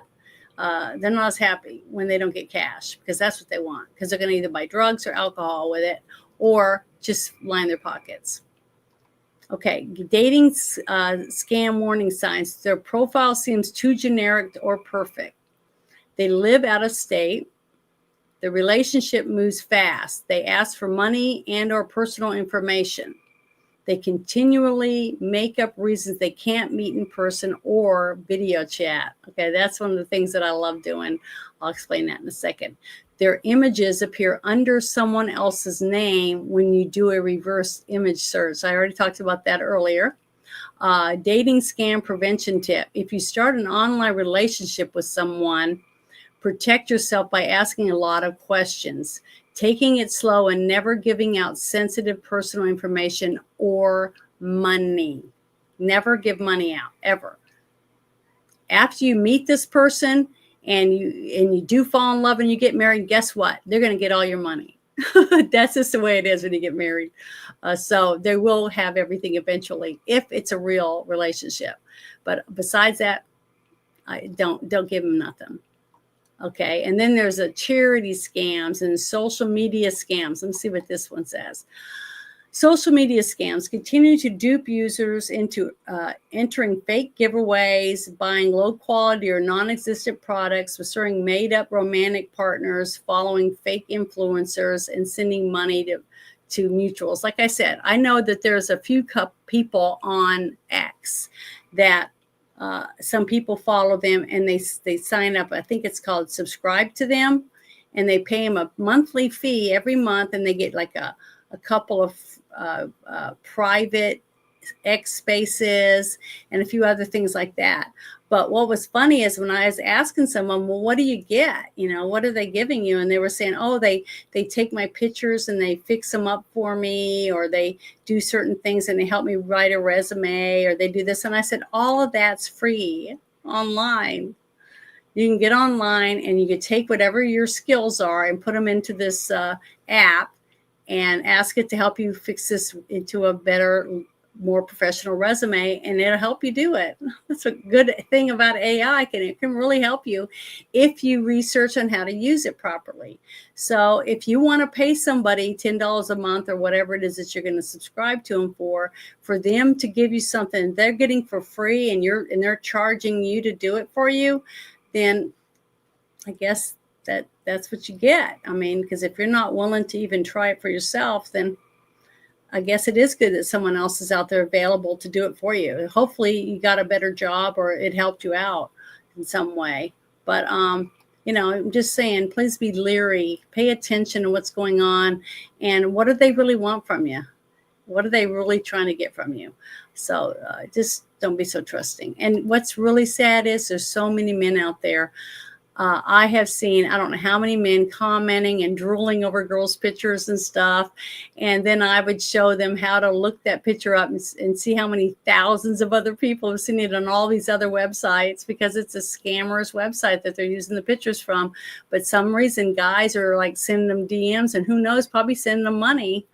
And then find out that that's not even a real person. That's not even who that person is. That's somebody else's picture off the internet. It might even be a man getting other men to give him money, because if the guy that's doing it thinks that this girl's hot and this picture gets a lot of clicks, then why wouldn't he want to use it to get money from someone else, another guy, thinking that, wow, I got myself a hot babe that's interested in me. So, and she doesn't even have to, she doesn't care what you look like. She doesn't even ask you for a picture. She doesn't know anything about you, but yet she's going to send you all these sexy pictures, and all you got to do is send her a few dollars, So if that's what you want, that's great. I'm happy that you're going to do it for you. But if they're not giving you something for what you're asking for, or they're not giving you something for the money you are giving them, then you're not getting very good products or whatever. I don't know how else to explain it to you. But there's so much stuff out here, so much scam. It's shocking. Government impersonation. Another one is that was going on last year was and the only reason I found out about it is because another one of my friends said it happened to their grandparent. I think I mentioned it earlier, that they got a phone call and they were saying, Grandpa, my car broke down and I need some cash. The tow truck guy won't help me unless I have $150, blah, blah, blah. Can you wire me the money? And they said, yeah, let me get my glasses or whatever. And you could hear them yelling and stuff, trying to stomp around to get the information, and they gave out the information he needed, and then they took hundreds and hundreds of dollars out of their checking account because he gave them that information over the phone, thinking he was talking to his grandson. And it's just sad that people use the love that you have for someone you care about to scam you, because they don't have any care. They could care less if you're dead on the side of the road tomorrow. They're just glad that they entered your account before you died so that your family didn't get it. So it's just sad and disgusting. I'm sorry. I get to be such a bitch when it comes to this stuff, because there's so many disgusting people out there that will throw your grandmother under the bus. They'll throw her puppy under the bus. They'll throw everybody under the bus to get a few extra bucks for themselves. It's disgusting, but it's real. So I'm just saying, please try to be safe, people. If somebody sounds too good to be true and they're asking you for money or personal information, or for you to send them all this shit, then don't send it to them. Listen to your gut. It's telling you, there's a radar going, no, don't do it. But you just don't do it. Please don't do it. It's just not worth it. There's so many other things that you could be doing with your time and your money than to be sending it to some skanky person that's online behind a keyboard selling shit to people and taking their hard-earned dollars from them. And they're doing nothing but typing on a keyboard and stealing. That's all they're doing. And the worst one of all that I tell people, please, please, please be very careful, is fake military people. They'll tell you, I was in this war, I did this, that, and the other. And they get uniforms and stuff because there's lots of thrift stores that sell them. But all they got to do is go to a Army Navy store and buy stuff. Now, they're not going to be able to get everything because it's against the law for them to be able to buy certain stripes, certain things for their uniforms and their dress uniforms and stuff, without really getting some deep shit. So, but what happens sometimes is you'll have a nephew or a grandkid or whatever, and their grandpa passes and they need money, and they heard that a friend did it, so they do it. They put the uniform on and it fits. So then they end up going to a function or whatever, wearing that, and other people are going, wow, you're this in the service, you're this, that, and the other, or whatever. And they say, yeah, I did this, that, and the other. And they start putting on the persona that they're the person that uniform really belongs to, which is stolen valor, which is wrong. It's one of the worst things you can ever do, to the detriment of our military. And I don't agree with anyone doing that. So please do not fall for that crap. For anyone that says that. Anyone that says they're in the military and they're this, that, and the other, and they're asking for things from you, start looking into it. And it's not that hard. You just got to go to any recruiting office and tell them, hey, I had this one person. They say they're this, that, and the other. They say they're this rank and this, that. Can you please find out what if this? I want to see what they really look like. If you can find out this person, because believe me, there's records of these people. And please report it. If you feel that somebody is using stolen valor to take and scam people, women or men, please report that stuff. That's another thing that's really, really low that people will do to get your personal information to sell to others and steal from you, from your own account. So. Oh, hi there, Joe's Atmosphere. Thank you for stopping in. I'm going on and on about scammers, and please don't give out personal information, your phone number, your address, any of that stuff to anyone that you don't know in person. And if anybody you meet and they're acting like they're heads and heels over you, but they won't do a video call with you, or they won't,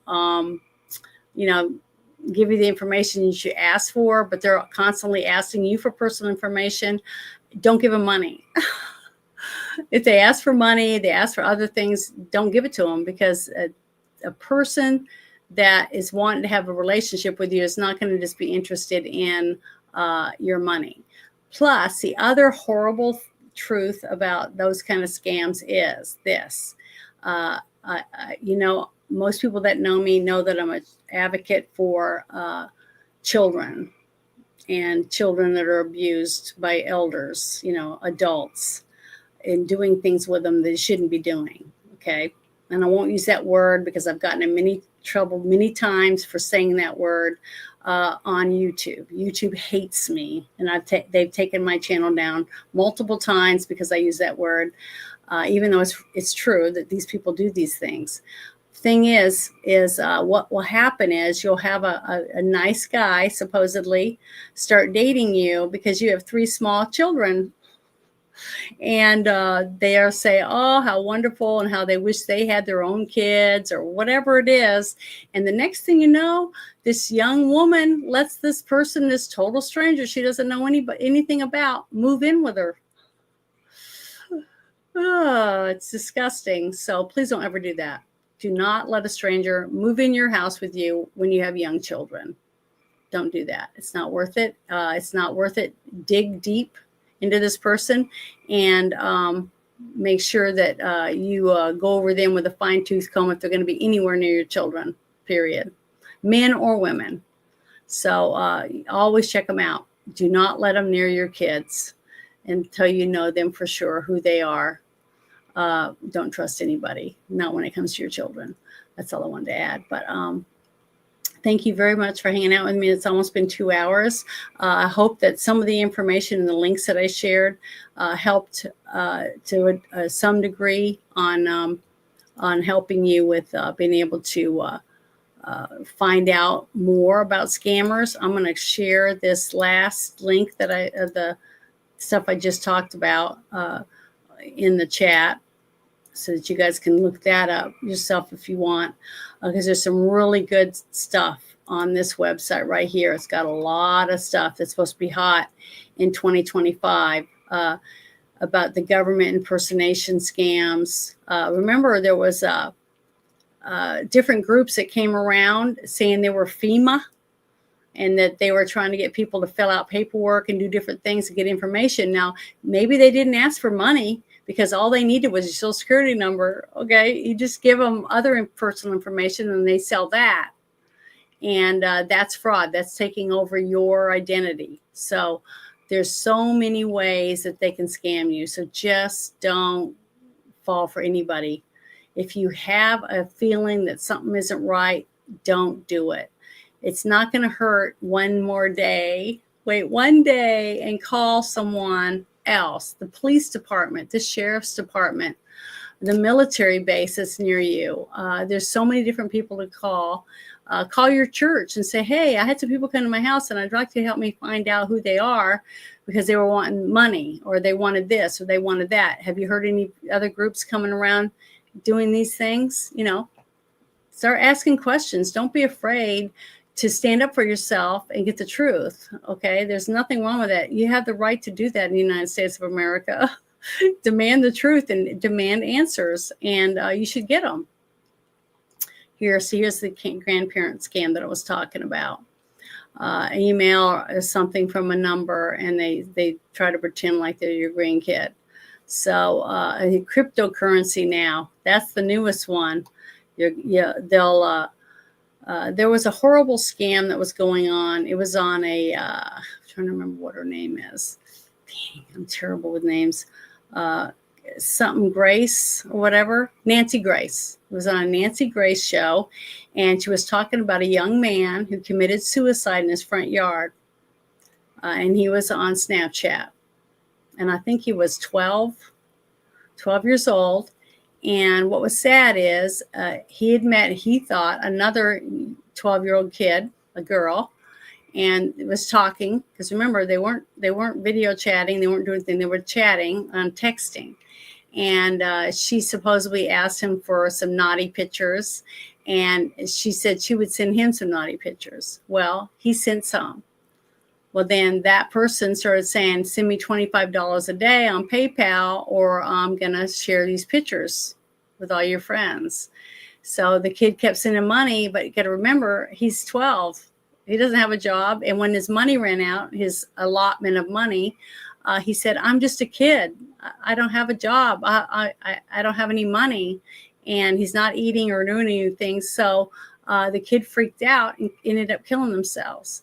And then the parents had to fight to get Snapchat to give them the information of who the other person was. They had to go to court and shit. When this person took money from a 12-year-old that got him to commit suicide because they were petrified and they were so embarrassed by scamming a kid that was 12. These people are ruthless, disgusting pigs. They are not Christians. They don't care about you, your mom, your kid, anyone else. All they care about is the money that they want to take from you. That's it. That's all they care about. And we can't let them win. And the only way to not let them win is by don't fall for their scams. Don't give them your personal information. Do not give them money. If they ask for money or any other personal shit, say F you and hang up on them. I'm telling you, this person is not someone who wants to have a relationship with you if they're not even willing to even meet you in person, show you their face or what they look like or anything. It's best to cut it off as fast as possible. So get the stuff off the table, find out everything you want to find out as fast as you can. And if you can't, cut it loose, because that person is going to scam you or try to. But look at all these. Okay, there you go. 19 scams in this one thing that I shared. And these are the top scams, supposedly, that are going to be big this year in 2025. So please be on the lookout. Bookmark this. I guarantee you, I really wish, I'm going to share this with my sisters, because I share a lot of this stuff with my sister checks. I have 4 sisters. And a lot of times I send them stuff and they say, where do you find all this stuff? Like, because I'm a nosy bitch, basically. I want to find out as much as I can about all this stuff as I can, because as many as informed people as there is out there to keep people from being losing their livelihood, to me is the most important thing. We have to be able to help each other, help ourselves. And the only way to do that is by us, sharing information. And that's all I was wanting to do tonight, is I was just wanting to get all of you to realize that you can help yourself. Okay, we can all help ourselves and help our friends or our family and loved ones by sharing information as soon as you find out about it. If you find out that this is going on or that's going on and you share it, you're stopping it from spreading. Okay, it's just like anything else. Then when you're done, you wash your hands really good with soap and water and say, get away from me. You guys are disgusting, whatever. But please share the links if you can, if you get a chance, from the chat, and help somebody keep from being scammed. And if you know someone that you know is giving money to somebody who doesn't deserve the money, tell them just if you have to, block them. I had a couple of friends that constantly begged for money. I tried to give them jobs. I say, hey, I can get you a promo job. Here's the stuff. Sign up for this and you can go get this job. And all you do is talk to people to sell their product and you get paid pretty good money. And they were like, no, I just need the cash. I'm like, no. And guess what? I finally ended up just not speaking to them anymore. So I got a few friends that used to be friends with me that I'm not friends with anymore, because they were enablers, basically. People that didn't want to help themselves, and they basically end up with nothing at the end because they don't want to earn anything for themselves. Because when you go out and you get a job and you work really hard and you buy your first vehicle or your first furniture or whatever it is with your own money, you are impeccable about taking care of it. Because, you got a special shirt that you love. You're going to wash it. You're going to hang it up. You're going to iron it. You're going to take good care of it. Sew it when it gets a tear in it, because you spent a lot of hard-earned money on it. Okay. And you like it, how you feel when you wear it. Okay. Or when you drive it, or whatever it is. So, try to give the benefit of the doubt to other people without belittling them and making them feel bad, but tell them, hey, I think that this person's trying to scam you. And say, I think it's best if you just back off and check it out. Give yourself a week to think about what it is that what's going through. Because if they're doing nothing but asking you for money, and let you ask them for money. Someone asks me for $500. I'll say, well, I need 1,000. If you can spot me 1,000, and after 2 weeks, I can give you 500, whatever. And they're going to say, hell no, because that's not what they're doing. They're trying to get money from you. So, but I'm really good at it. I mean, I can almost get like 2 sentences from someone and I already know they're a scammer. So they're either blocked or I'm taking photographs of the chat so that I can share it in another video. It sounds terrible, but don't ask me for money if you don't want to be in one of my videos, scamming videos. But it's sad that we're even in this position, that we have to do stuff like this to save people, to save our grandparents and our parents and our sisters and brothers from being, and even young kids now, from being blackmailed because they're a kid, they're 12, and they want to see nudie pictures of their girlfriend or a girl that they think is their girlfriend. And then you're going to blackmail them until they commit suicide. It's just sick. That's what sick people we have in the world today. So please pray for these people, that they won't be scammed, that the scammers won't get away with it. Listen, I would love to see all scammers just go belly up. That would be awesome for me. That's one of the things that I would love to see, is no more children hurt through trafficking or any of this kind of stuff, and no more scammers. That's 2 wonderful things that I'd love to see. But thank you so much for hanging out with me tonight, and I hope you guys have a wonderful night, and I hope that you'll join me tomorrow night for the Friday Night Shit Show, because we're going to be talking about all kinds of shit that's been going on with politics in our great nation, because there's a lot of good stuff out there to look forward to. We just have to be patient, and he's only been in office for 4 months now, so we have to just let them do their job. And as far as I can tell, it looks like they're doing a damn good job at what they've been handed. I mean, the shit mountain of crap that they've got to dig through, it's amazing. They've even done what they've done. So I pray every day for our soldiers.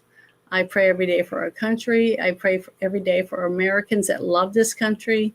And I pray that everyone one day open their heart and become a Christian. That's one thing I always say. But they have to do it on their own. You know, we can pray all we want, but it's not going to make them do it. They have to be wanting to do it themselves, just like you did. So, but thank you so much. You guys have a wonderful evening, and God bless America.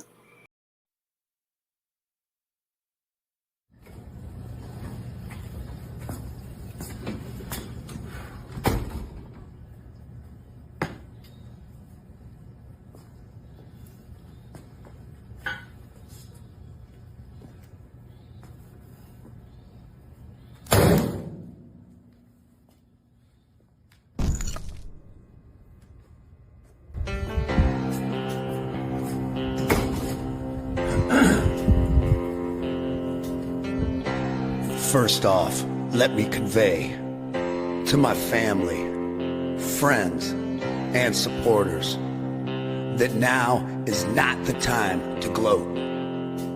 We must remember that most of our left-leaning friends are good people who want the same things in life as we do, but simply think differently on how to get there. It is now time to be the bigger man, to extend an olive branch and unite all reasonable people of this great nation. God has blessed America, and together with President Trump, we will make America great again.